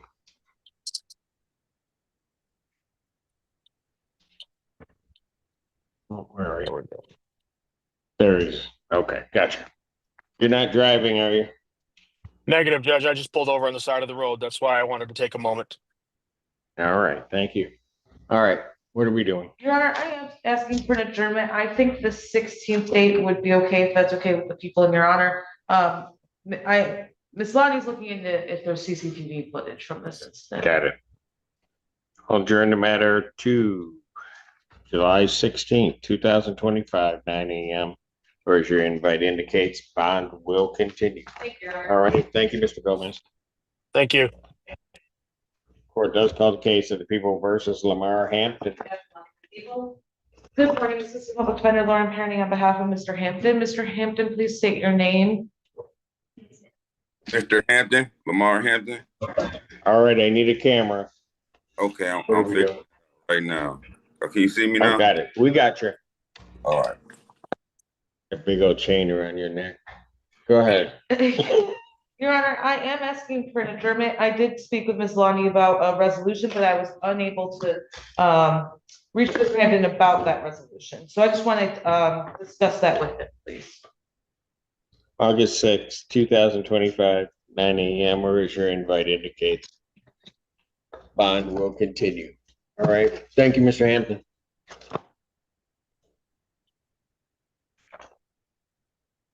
Court calls case People versus Destin Hopkins. Good morning, Assistant Public Defender Lauren Perny on behalf of Mr. Hopkins. Oh, there he is. State your name, sir. Destin Hopkins. Thank you. Your Honor, Ms. Pate spoke with Mr. Hopkins. She is asking for an adjournment until after July 29th. Mr. Hopkins has a sentencing on a VOP in circuit court. I think she wants to know what's happening there. August 6th, 2025, 9 a.m. Bond continued. Thank you, sir. Thank you, Your Honor. Court calls case People versus Khalid Ishar.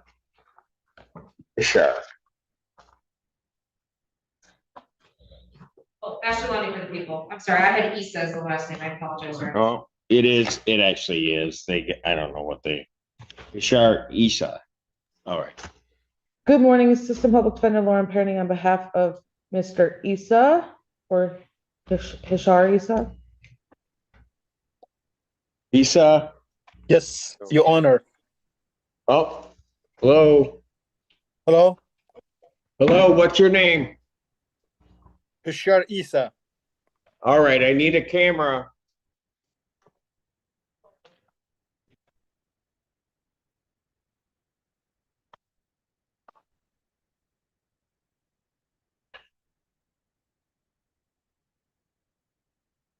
Oh, there you are. Okay.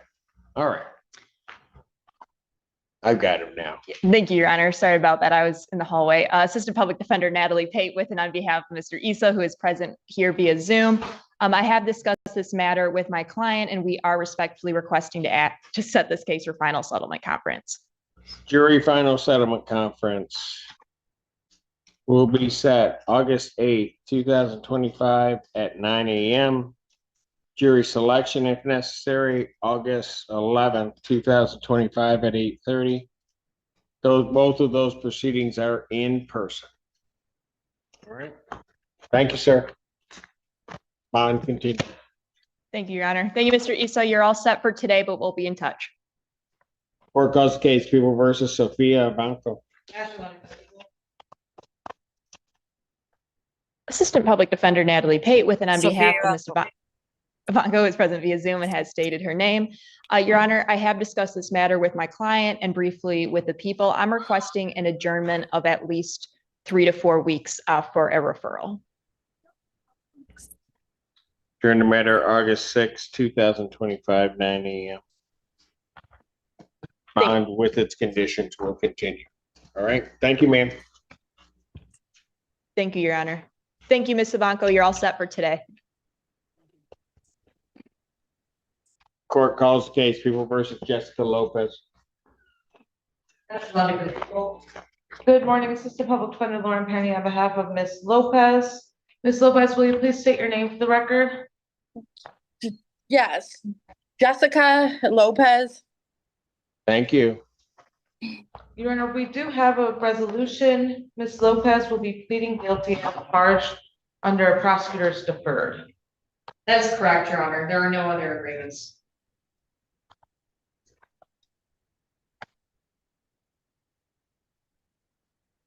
Do you need that?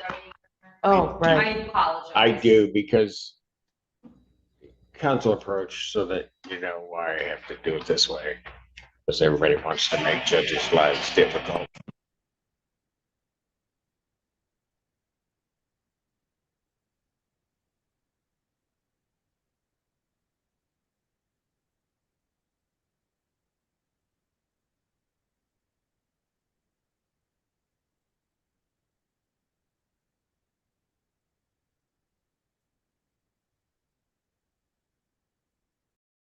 Treatment. Got it.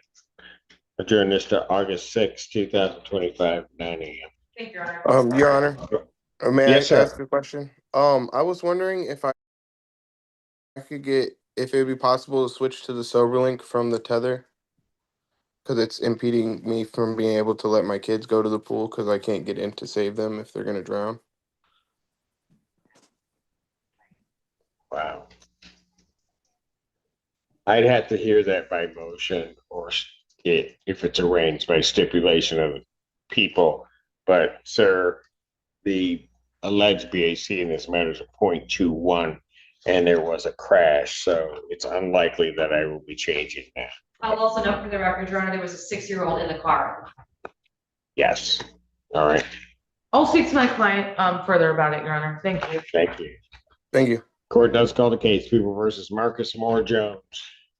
Ashley Lundy for the people. Excuse me, Your Honor. and Assistant Public Defender Natalie Pate with and on behalf of Mr. Moore Jones, who is present today via Zoom. Sir, can you please state your name for the court? Marcus Moore Jones. All right.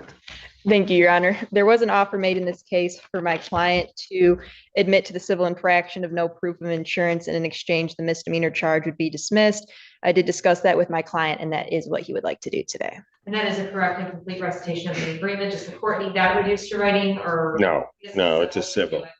Thank you, Your Honor. Is that 155? 155. Yes. Yeah, 257, 328 is that fact code, Your Honor. Thank you. All right.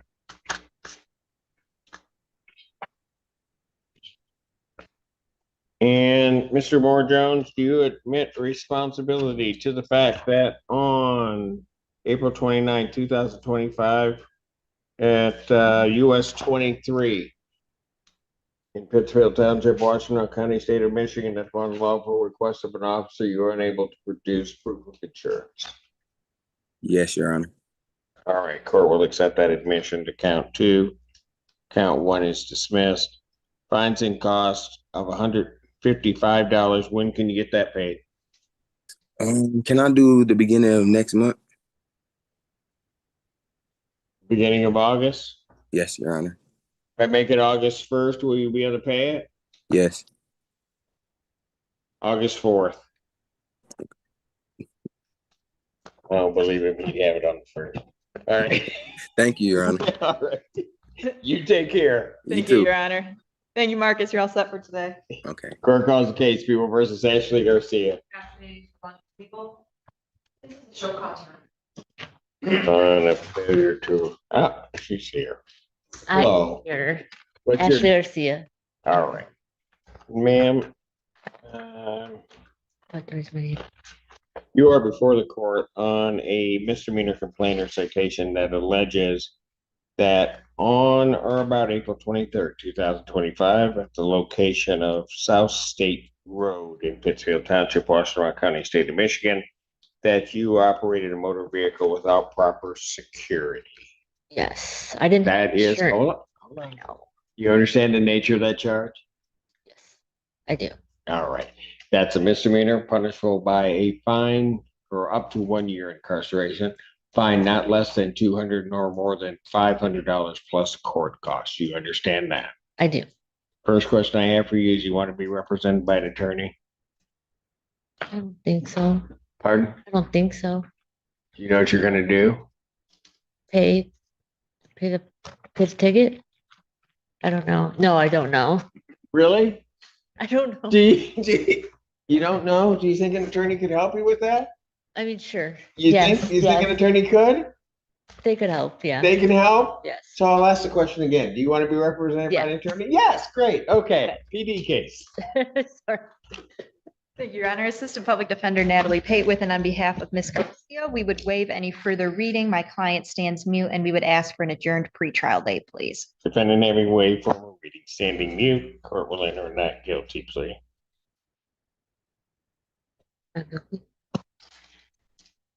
I'll set a pretrial in this matter. Might be able to resolve quickly. So July 16, 2025, Thank you, Your Honor. Oh, 9 a.m. can I say something? I Pardon? do have 2 doctor's appointments that day. Pardon? I have 2 doctor's appointments that day. Oh, okay. Will August 6th work better? Yeah. Okay, August 6th. I just didn't want to. No, it's okay. Not show up again. 2025. So, Thank you, Your Honor. yes, That's right, because you've already done that one. yes. So, all right. That's at 9 a.m. I'll set her bond at $5,000 personal recognizance bond, standard conditions, including no assault behavior or possession of any weapons, no alcohol, recreational marijuana, or any illegal drug. No. All right. That's all we'll do. All right. Thank you. Thank you, Your Honor. Thank you. Court calls the cases of the people versus David Martin. Arraignment, Your Honor, on number 796. Gotcha. David Martin. No response. Rather than issue an order should cause, I'm going to go straight to bench warrant. There's another warrant pending. Mr. Martin, bench warrant will issue. Bond is set in the amount of $10,000 cash surety. That warrant will issue immediately.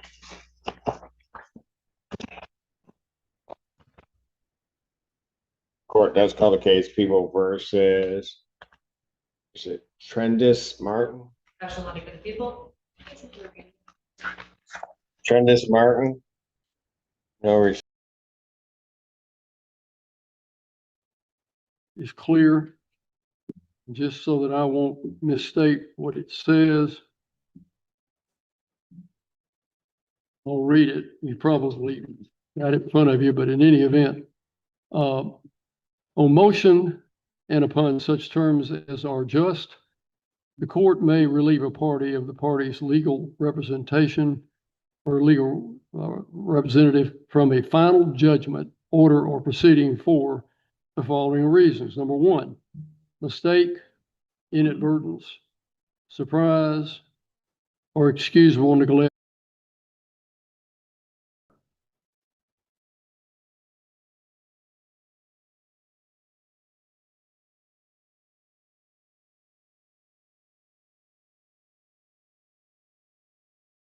Gonna tell me she showed up the next day when her caller wasn't called and she had a, you know, a negative drug screen. Like, and that's easy and it's a way to avoid going to jail. Yes, sure. So I understand it's a holiday. I understand a lot of people don't necessarily recognize it as a holiday yet because it's only been 2 years. So free. So I found you guilty, or you pled guilty. You're gonna do a day of community service within 14 days. And Ms. Fennick, I'm holding that day in jail in abeyance. That means if you violate in 30 days, I'm making you serve that day. It's hanging over your head. But as long as you're doing everything you're supposed to do for the next 30 days, it just disappears. Yes, okay? Thank you very much. So if you have 30 days, no violations. Yes, sir. Okay? Thank you so much. Thank you, Judge. All right.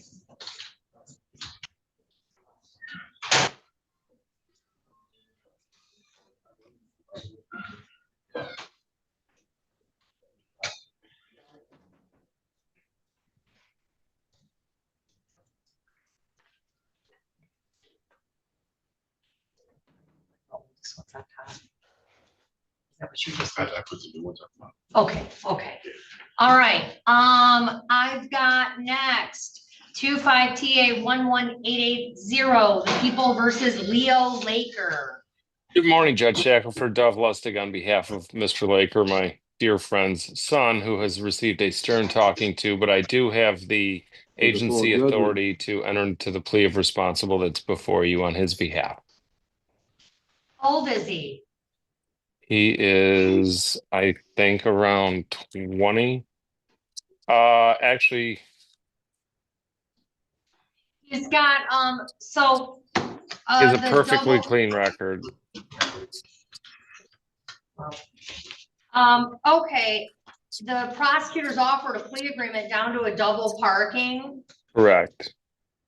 and you said you have authority. How do you plea on their behalf, on, Mr. Laker? Responsible.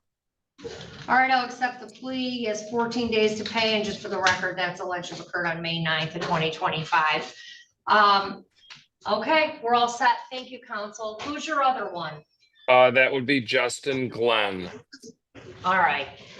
Okay, and this is 251399, the People versus Justin Glenn. Thank you, Your Honor. Dov Lustig on behalf of Mr. Glenn, and thanks for hearing this early. The prosecutor was able to pull the 230 file. I have the agency authority granted to me by him to offer 3 counts of responsible to defective equipment. I think that because they're civil, they're $260 each, and we can have that forwarded within 14 days. In exchange for those pleas, I believe Ms. Manarino is going to dismiss all of the original other charges. Yeah, so I have the misdemeanor file 1399 would be dismissed, and the A file, sorry, the hiccups. The A file and the F file would be dismissed if you pled to 3, let's see, unsecured load and 2 defective of commercial vehicles. Did I say that all right?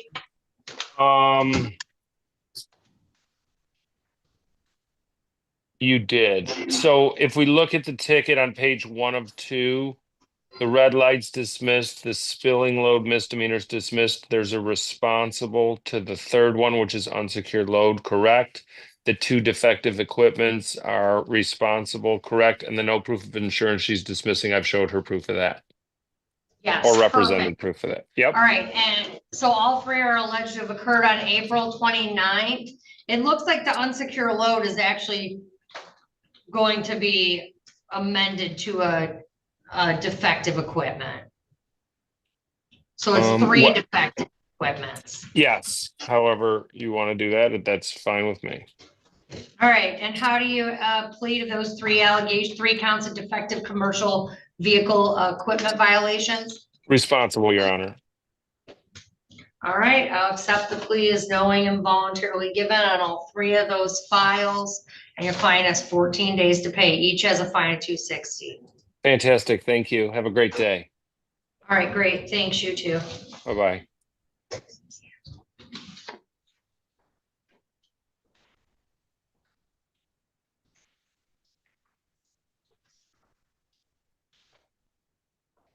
Okay, this is 251295, the People versus Tyler Charlie.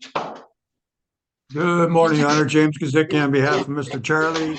Waive reading of the complaint, stand mute. He's going to plead to fail to display. All right, sir, can you turn your camera on and unmute?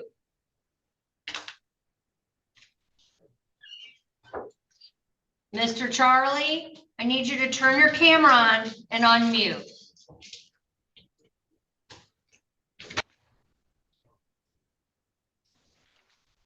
Hello? Hello? Hi, can you turn your camera on, sir? Yeah, I'm trying to figure out how to do this. Okay. All right, there you are. Sir, can you tell me your first and last name? My Tyler Charlie. Sir, did you go over your constitutional rights with your attorney that are outlined on this advice of rights form? Yes, ma'am. Did you understand your rights? Yes. And did you give Mr. Kazicki, your attorney, permission to sign your name on that form? Yes, ma'am. All right. So it looks like, sir, you're being offered a plea, and you would plea, it would be reduced from a driving while license suspended down to a fail to display. That's a misdemeanor punishable by up to 90 days in jail and a fine of up to $100 plus court costs and statutory fees. You understand that, sir? Yes, ma'am. Okay, and you understand that if you enter a plea of guilty, you'll be waiving the trial rights listed on this form. There will be no trial of any kind. You understand that? Yes, ma'am. You understand that if you are currently on probation or parole, I don't know if you are or aren't, but if you are and you enter a plea, it could be a violation of your conditions. Do you understand that? Yes, ma'am. And you understand if you're not a citizen of the United States and you enter a plea of guilty, it could have immigration consequences up to deportation. Yes, ma'am. Knowing all that, sir, how do you plead to the amended charge of failing to display a valid license? I plead guilty. Has anyone forced you to get you to plea? No, ma'am. Has anyone promised you anything other than the plea agreement to get you to plea? No. Are you pleading guilty of your own free will? Yes, ma'am.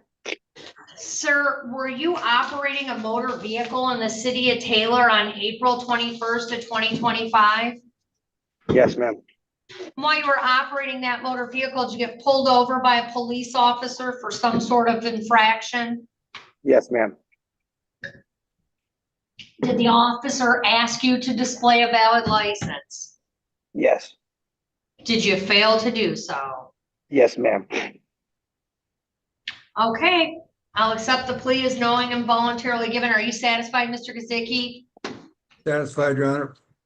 All right, I'll accept the plea as knowing and voluntarily given. Sir, you have $100 fine, $100 court cost, crime victims' rights fee is $75, and state assessment of 50. Those are both mandated by the state of Michigan. Your total is $325. You could pay that in 1 week.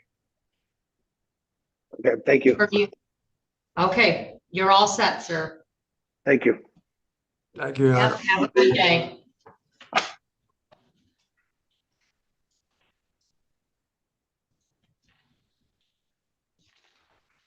Okay, and then I have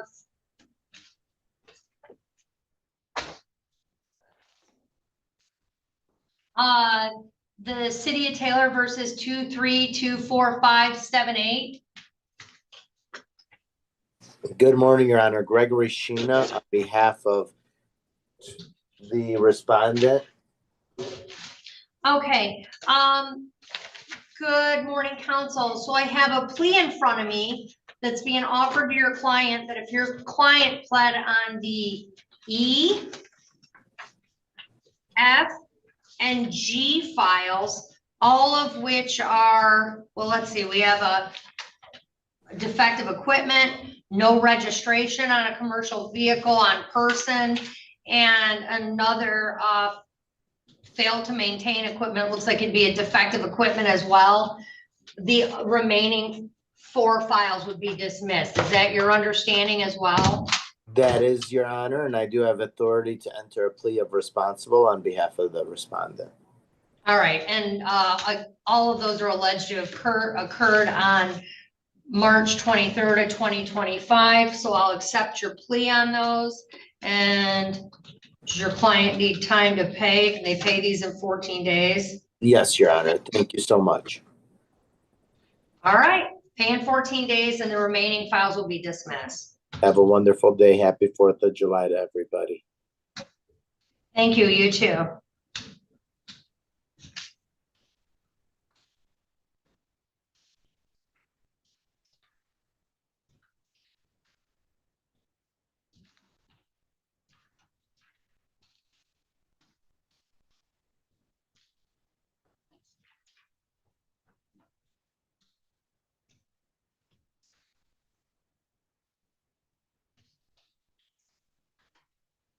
Also, give me just 1 second. You're next.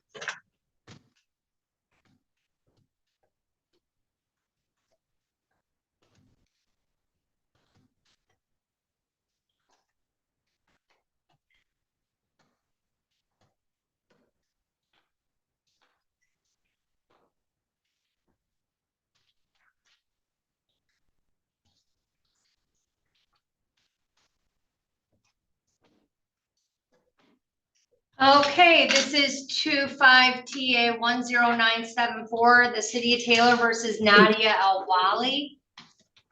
Morning, Your Honor. Attorney AJ Dodd on behalf of the defendant. All right, good morning, counsel. I have that the prosecutors offered a reduction down to a double parking. It's a 0-point ticket with the fine of $165. Do you have authority to enter into that agreement with on behalf of your client? Yes, Your Honor. All right, how do you plead on your client's behalf? Responsible, Your Honor. All right, and that's alleged to have occurred on 4/30/2025, fine of $165. Can your client pay that in 14 days? Yes, Your Honor. All right, you're all set. Thank you, counsel. Thanks, Your Honor. Take care. Yep.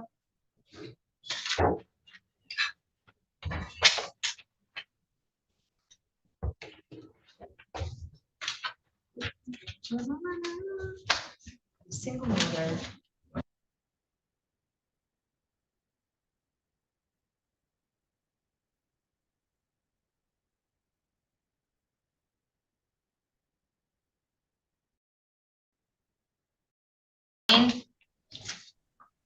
Good morning, Your Honor. Jeffrey Fant on behalf of Mr. Hossein. Excuse me, waive formal reading, stand mute. The no ops is being dismissed. He had a valid operator's license at the stop, and he'll plead responsible to the amended double parking, and he'll pay that within 2 weeks. All right, you understand all of that, sir? Yes. All right, so the misdemeanor file against you is being dismissed, and the speeding ticket's being reduced down to a double parking. Double parking's a 0-point ticket with a fine of $65 $165. How do you plead to double parking on April 19th of 25? Responsible or not responsible? Responsible. All right, I'll accept that plea as knowing and voluntarily given. You have a fine of 165, 2 weeks to pay, and the misdemeanor file is dismissed. Thank you, Judge. Thank you. All right, thank you. You're all set, Mr. Jose. Thank you. Okay, now I have the People versus Badur Transport Incorporated. Good morning, Your Honor. Alex Dillon on behalf of Bedore Transport. All right, good morning, counsel. I have a plea agreement from the prosecutor that indicates if your client pled responsible on the C file for defective equipment with a fine of $260 alleged to have occurred on May 7th of 2025, the other two tickets would be dismissed for the plea, correct? That's correct. How do you have authority to enter into that on behalf of your client? Yes, I do. And how do you plea on your client's behalf? Responsible. All right, I'll accept that. It's a fine of $260. Your client has 14 days to pay. 14. Okay. Thank you, Judge. Appreciate it. All right. Yep, we're all set. Thank you.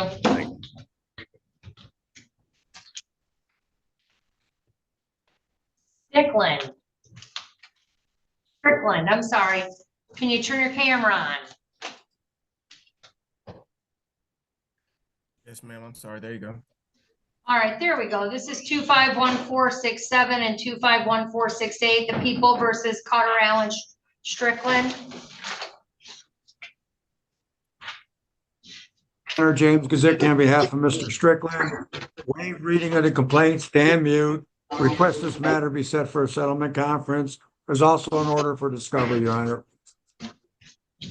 Okay, sir, did you go over your constitutional rights with your attorney that are outlined on this advice of rights form?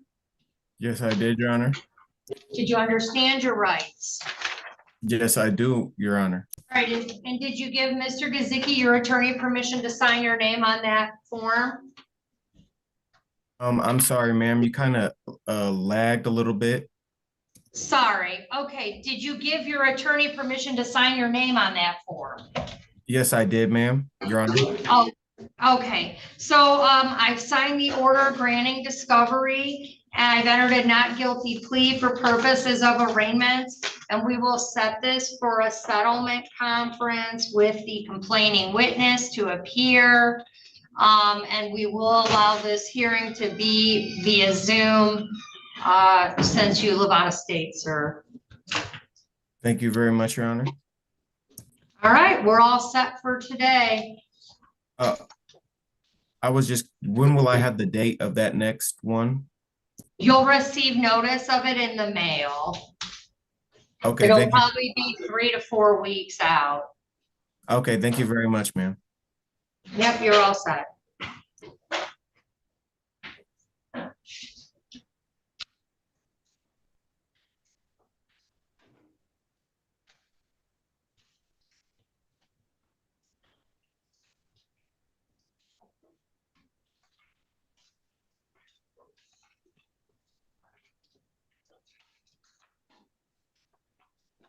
I'm sorry, I'm kind of new to the Zoom. Do I just sign out now? Yeah, you're all set. You can sign out. We're all kind of new to it. On behalf of my client. Okay, to the allegation on 422/25, your client had an overweight commercial vehicle in the city of Taylor. How do you plead? Responsible. All right, I'll accept that plea. There's a fine of $3,700. Your client has 30 days to pay, and all remaining files will be dismissed. Thank you, Your Honor. All right, thank you.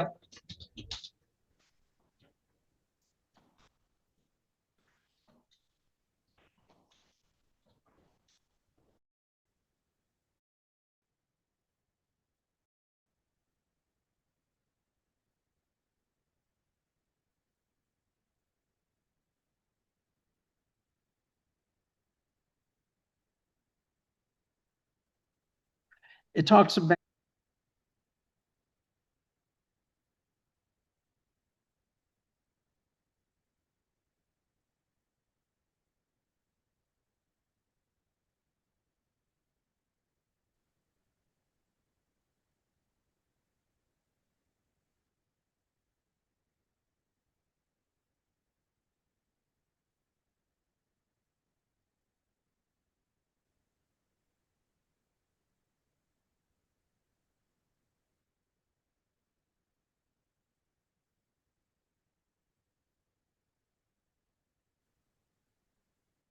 were not paid back in 2024. We readily admit that. My client Mr. just, Hoffy, you're having to fall on your sword quite a bit for your client. I understand, but my client just feels that they were wronged by the fact that the court did acknowledge their appeal by setting a hearing, even though they didn't specifically put the magic words in the letter, please give us a hearing. The court did act upon it, but the court sent it to the wrong address. So I understand what Mr. Dunlap is arguing, but that's the basis for our appeal, Your Honor. My client feels that the court was giving them the chance back in 2024 to open this up, but they were not notified. But we acknowledge the costs were not paid back then per the statute. Okay. All right. So unless there's something else, it seems that it is a simple matter of verifying with the case law that's been provided, which is post my tenure in the magistrate court, and making sure that we are dotting our I's and crossing our T's, but we'll get an order out to you. Okay. Thank you, Your Honor. Okay, thank you, Your Honor. May we be? Send me the style of the case. Go ahead and send me the brief. Yes, ma'am. Oh,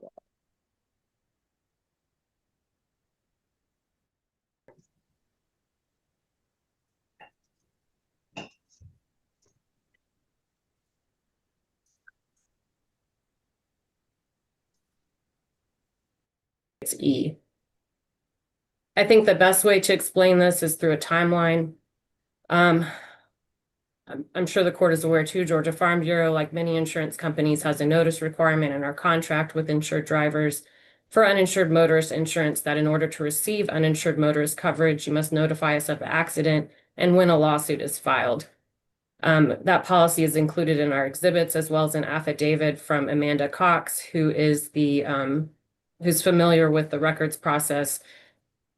May I ask one question? So you said Sure. you are not admitting to being the primary carrier. So, and there exists currently two possible carriers. Not sure which hierarchy they're in.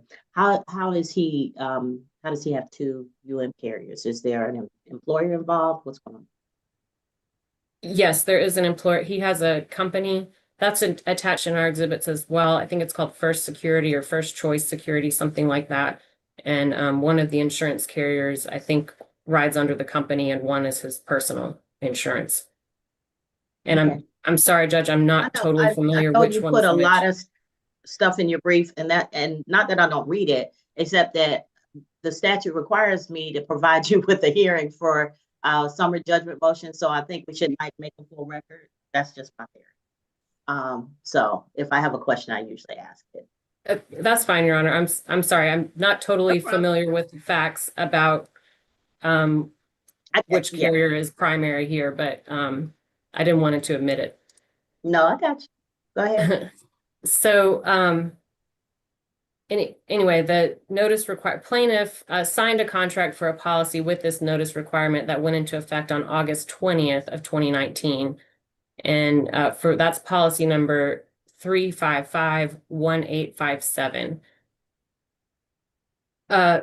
So to backtrack a little bit, plaintiff did have a prior policy with Georgia Farm Bureau from some unknown date until February 2017. At that point, the policy was canceled by Georgia Farm Bureau.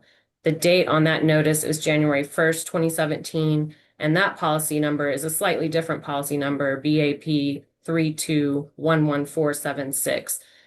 That notice is relevant because that's the document, Exhibit A, and plaintiff's response is that document that they've provided. Plaintiff then got a new policy with Georgia Farm Bureau on August 20th of 2019. The accident occurred on October 18th of 2019. He filed a lawsuit on June 2nd of 2021. He provided notice according to our records, he provided notice on March 14th of 2023. And that's in the affidavit from Amanda Cox, which is Exhibit 8 in our statement of material facts.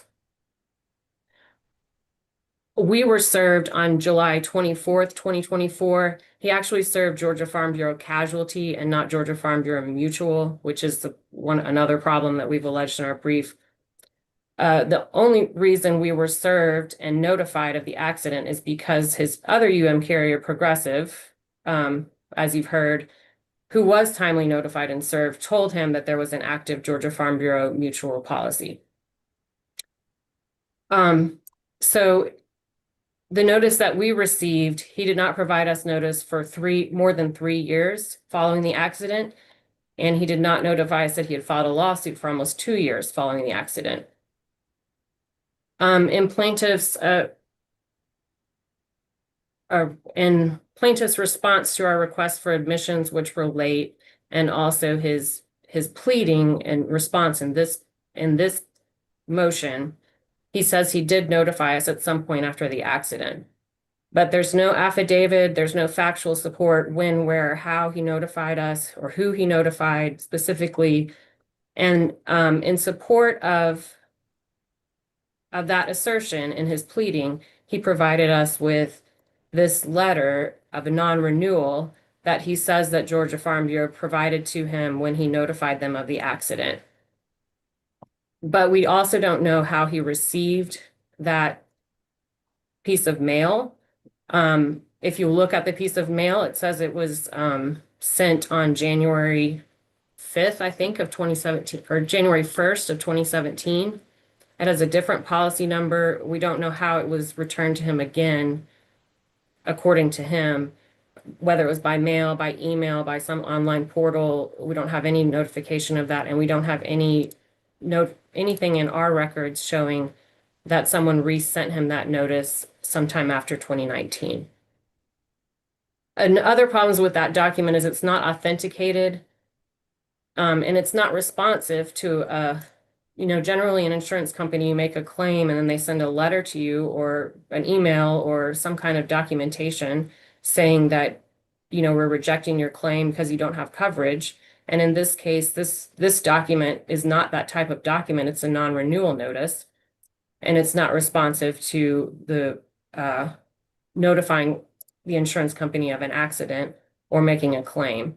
And it doesn't corroborate plaintiff's assertion that he notified Georgia Farm Bureau.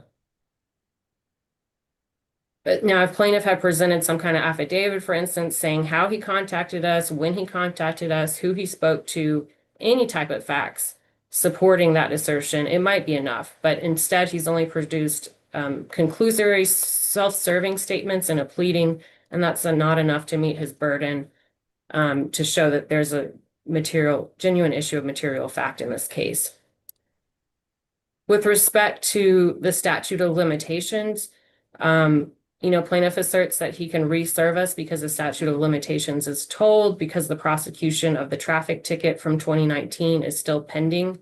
But again, Your Honor, he has not provided any kind of documentation or evidence showing that the traffic ticket is pending besides a case number. I looked up the docket for that case number, Judge. It is in Clayton County, so you may be able to look at it. But that case number is under a different name and it's not on Odyssey, so you can't review the documents. So he just has not presented the actual evidence that we need in order to determine if the statute of limitations is even told. And that's, almost 6 years from the date of the accident, Your Honor. If the court doesn't have any questions.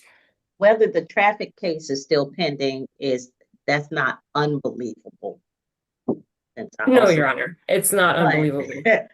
But you would have to show proof of that. But yeah, that's not the length of time. We're much to our chagrin, it's not moving as fast as we would have liked. Right, Your Honor. And our contention is just that there's no evidence showing that that's still pending.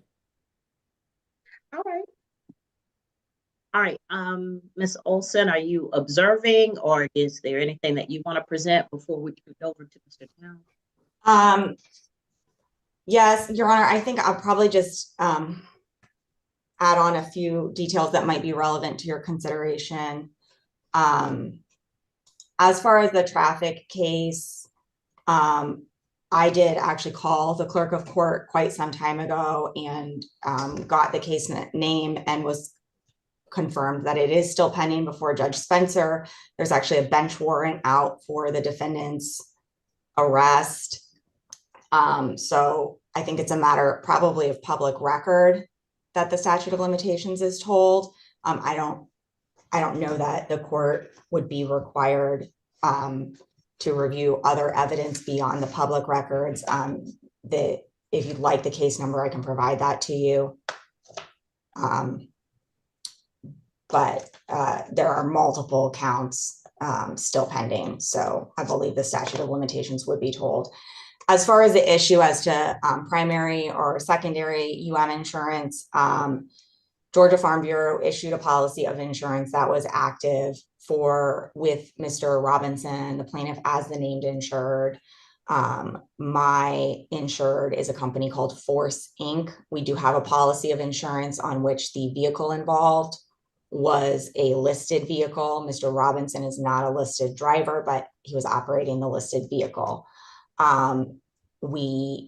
In our policy, it specifically has a endorsement with an other insurance clause that states the policy, the priority of insurance will be as follows. And first priority is any policy ensuring the injured person as the named insured. So pursuant to the contractual terms of our policy, Georgia Farm Bureau's policy would be primary. I have not seen anything in their policy that would suggest that they are secondary. And I think there's clear case law that states that if it's in the terms of the contract and plaintiff has failed to mitigate his damages by availing himself of that available coverage, then we would be entitled to declaratory relief in the form of a limit to our obligation to pay only to sums beyond the combined available coverage from the defendant and from Georgia Farm Bureau, which I believe is $60,000 that Georgia Farm Bureau has here. So obviously, if they are to be dismissed from the case or summary judgment is to be granted, we're going to be in a position then to have to file a DEC action for that credit. And do you all have a notice requirement?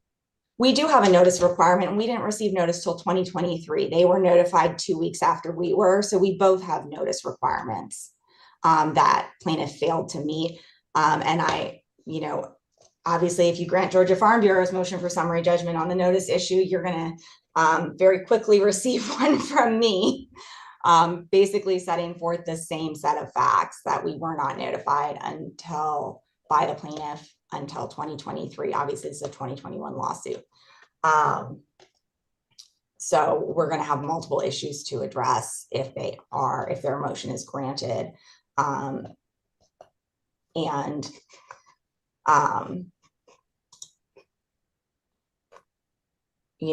It is our position that they do belong in the case. And, we made every attempt to involve them, and we're also told that they had no coverage, which is not correct. So,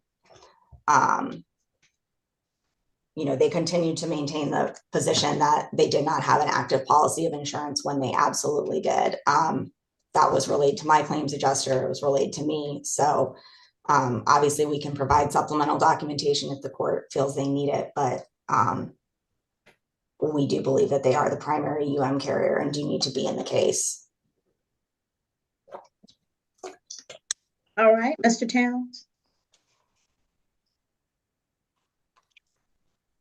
Good morning, Your Honor. Just listening to the arguments of counsel for Georgia Farm Bureau. Just wanted to make it clear that the court can take judicial notice of the case, the criminal case still being pending in the state court of Clayton County. I believe that we did provide the case number in our responsive pleadings, but just so the court has the case, it is 2019 CR 10598, consistent with the statute, Judge, we do not have to, the statute of limitations is told for a period not to exceed 6 years. Once the 6 years elapses, then the 2-year statute of limitations begins. So I don't think that there is any issue with regards to the statute of limitations against the defendant in this case. If the court takes judicial notice on the criminal case still being pending, 2019 CR 105. 10598. Yes. Further, Judge, with regards to the notice requirement, we did put in our pleadings that Mr. Robinson contacted Georgia Farm Bureau shortly after the accident to notify them that he was involved in an accident. He was informed at that time that he did not have coverage from that vehicle. At that point, he did not make any additional contact until later when he called to confirm that he still didn't have coverage. Once he received that information, that was the second time that they advised that there was no coverage. Georgia Farm Bureau had even provided him with what we presented as Exhibit A to our response pleading, showing that he had a notice of non-renewal from that 2017 policy. They claimed that his policy ended in 2017. Now, when you contact the insurance company, what they should have done when he contacted and advised that he was involved in a motor vehicle collision, gave his name and gave the particulars of the accident, they should have looked to all policies that could have provided coverage for him. They did not. In fact, counsel for Progressive has already informed the court that their adjuster, as well as her office, contacted Georgia Farm Bureau and they denied that they had coverage at that time to them. I can state in my place, Judge, when I contacted Georgia Farm Bureau, they suggested that they didn't have coverage. So with regards to the notice requirement, Okay. unfortunately, we don't have a transcript of a phone call. Well, let me ask this though. So when you get insurance, so the new policy of insurance that we're talking about, so after the non-renewal, there was a period of time where there was no coverage, and then there was a new policy. Am I on the right? Okay. So when I get a new policy, I gotta pay for it. Was there any record of Mr. And the date at which Mr.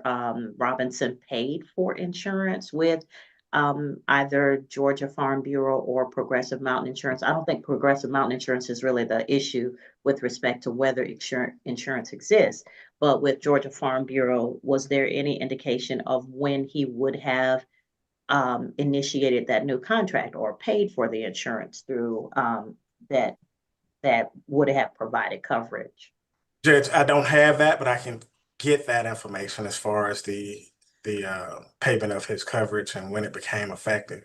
Yeah, because that would have been the first thing I did. If I know that I'm paying premiums and you tell me I don't have coverage, the first thing I'm going to do is, in fact, I had a condo that got wiped off the face of the earth by a tornado. I know you hear that about that on TV. I never thought it would happen to me. But the first thing I did was go to my records to make sure I had paid my insurance for that year.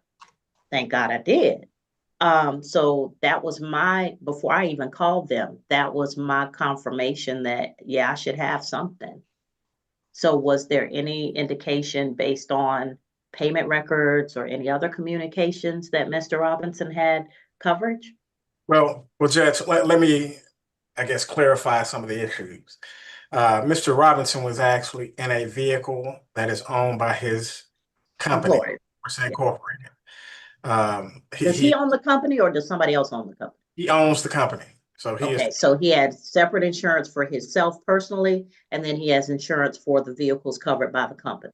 Correct. All right, I'm clear. The vehicle that was involved in this collision was owned by the company. Obviously, he was involved in the collision. Georgia Farm Bureau under the old policy, insured the vehicles owned by the company under Force Incorporated. Progressive then insured the vehicle on the date of the collision. What we've learned is that Georgia Farm Bureau also insured Mr. Robinson on the date of the collision for his personal vehicles. When he made the call and they gave the information, he gave the information for the company vehicle and was informed that they do not cover him. That is why I'm suggesting, Judge, that once he made the call, he gave them the information involving the accident, but they determined that he was not covered based upon their internal information. I don't know if they looked to his private insurance, and I was going to suggest that they should have. Once he gave his name and information, they should have then cross-checked to make sure that he is not covered before they gave him the information that he was not covered. Judge, unfortunately, we don't have a transcript of the phone conversation. I suspect that Georgia Farm Bureau may, but obviously they have not presented any information with regards to the assertion that he made the calls to Georgia Farm Bureau. They have the information, as counsel alluded, in responses to discovery, that he made those calls to, or that he contacted Georgia Farm Bureau. They don't have anything disputing that he made those calls. I suspect that they should know, or that they may have had recording of these conversations. But irrespective of that, Judge, once he's informed that he does not have coverage, we don't put Georgia Farm Bureau on notice until there's a dispute between ourselves and Progressive. Progressive says, hey, Georgia Farm Bureau is the primary underinsured carrier. We advise that we've already been informed that there is no coverage. We contact counsel for Progressive, advise that's what we've been informed. We provide her with the same notice of non-renewal that we were provided. And it wasn't until sometime thereafter that Ms. Olson confirmed that, our attorney Olson confirmed that there was, in fact, another policy. Unfortunately, just one of those situations where, quite frankly, I think Georgia Farm Bureau dropped the ball on this.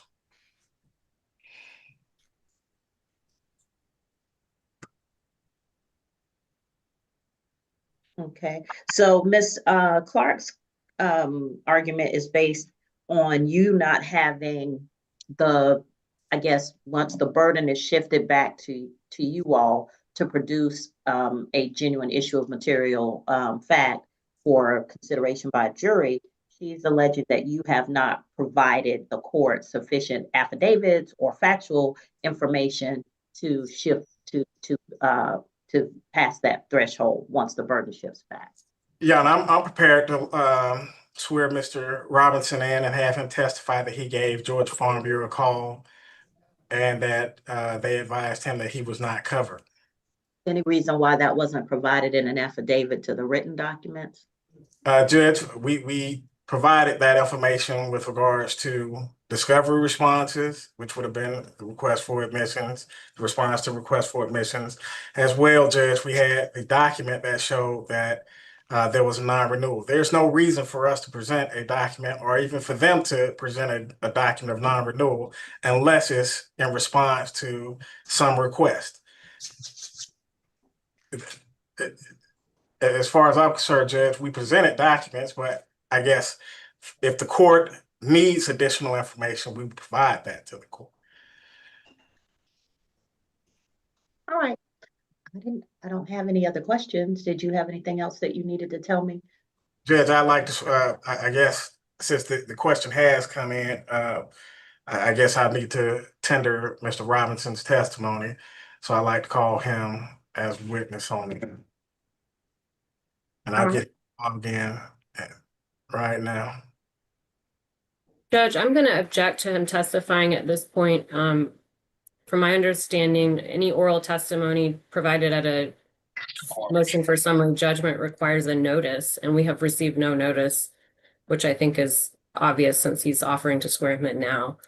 That case is Orr versus Woodruff Robinson Inc., 142 Georgia App 861.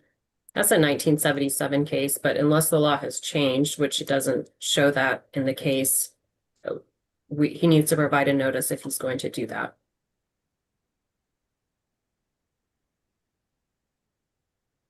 Judge, is she asking for a continuance? That's not what I heard, Mr. Towns, but y'all can clarify that on the record. One second. Judge, I'm objecting to him testifying at all. I mean, we've had a notice of this hearing.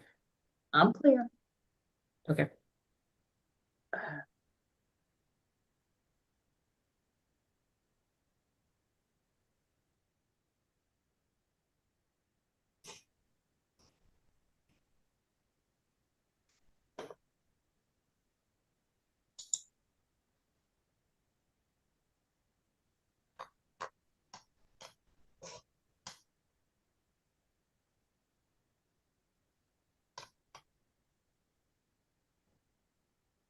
I'm sorry, what was that citation again, ma'am? Ms. Clark? Do you just want the number? 142 Georgia App 861? The style.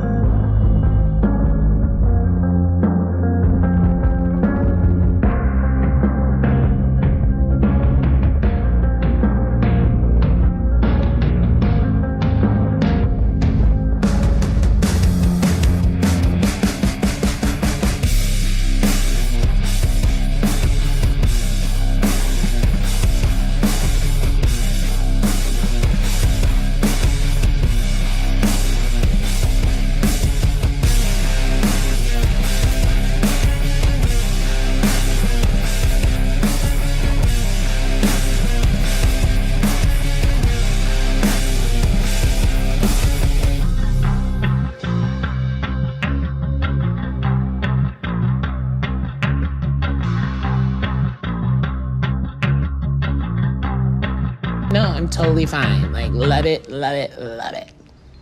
Can I ask why?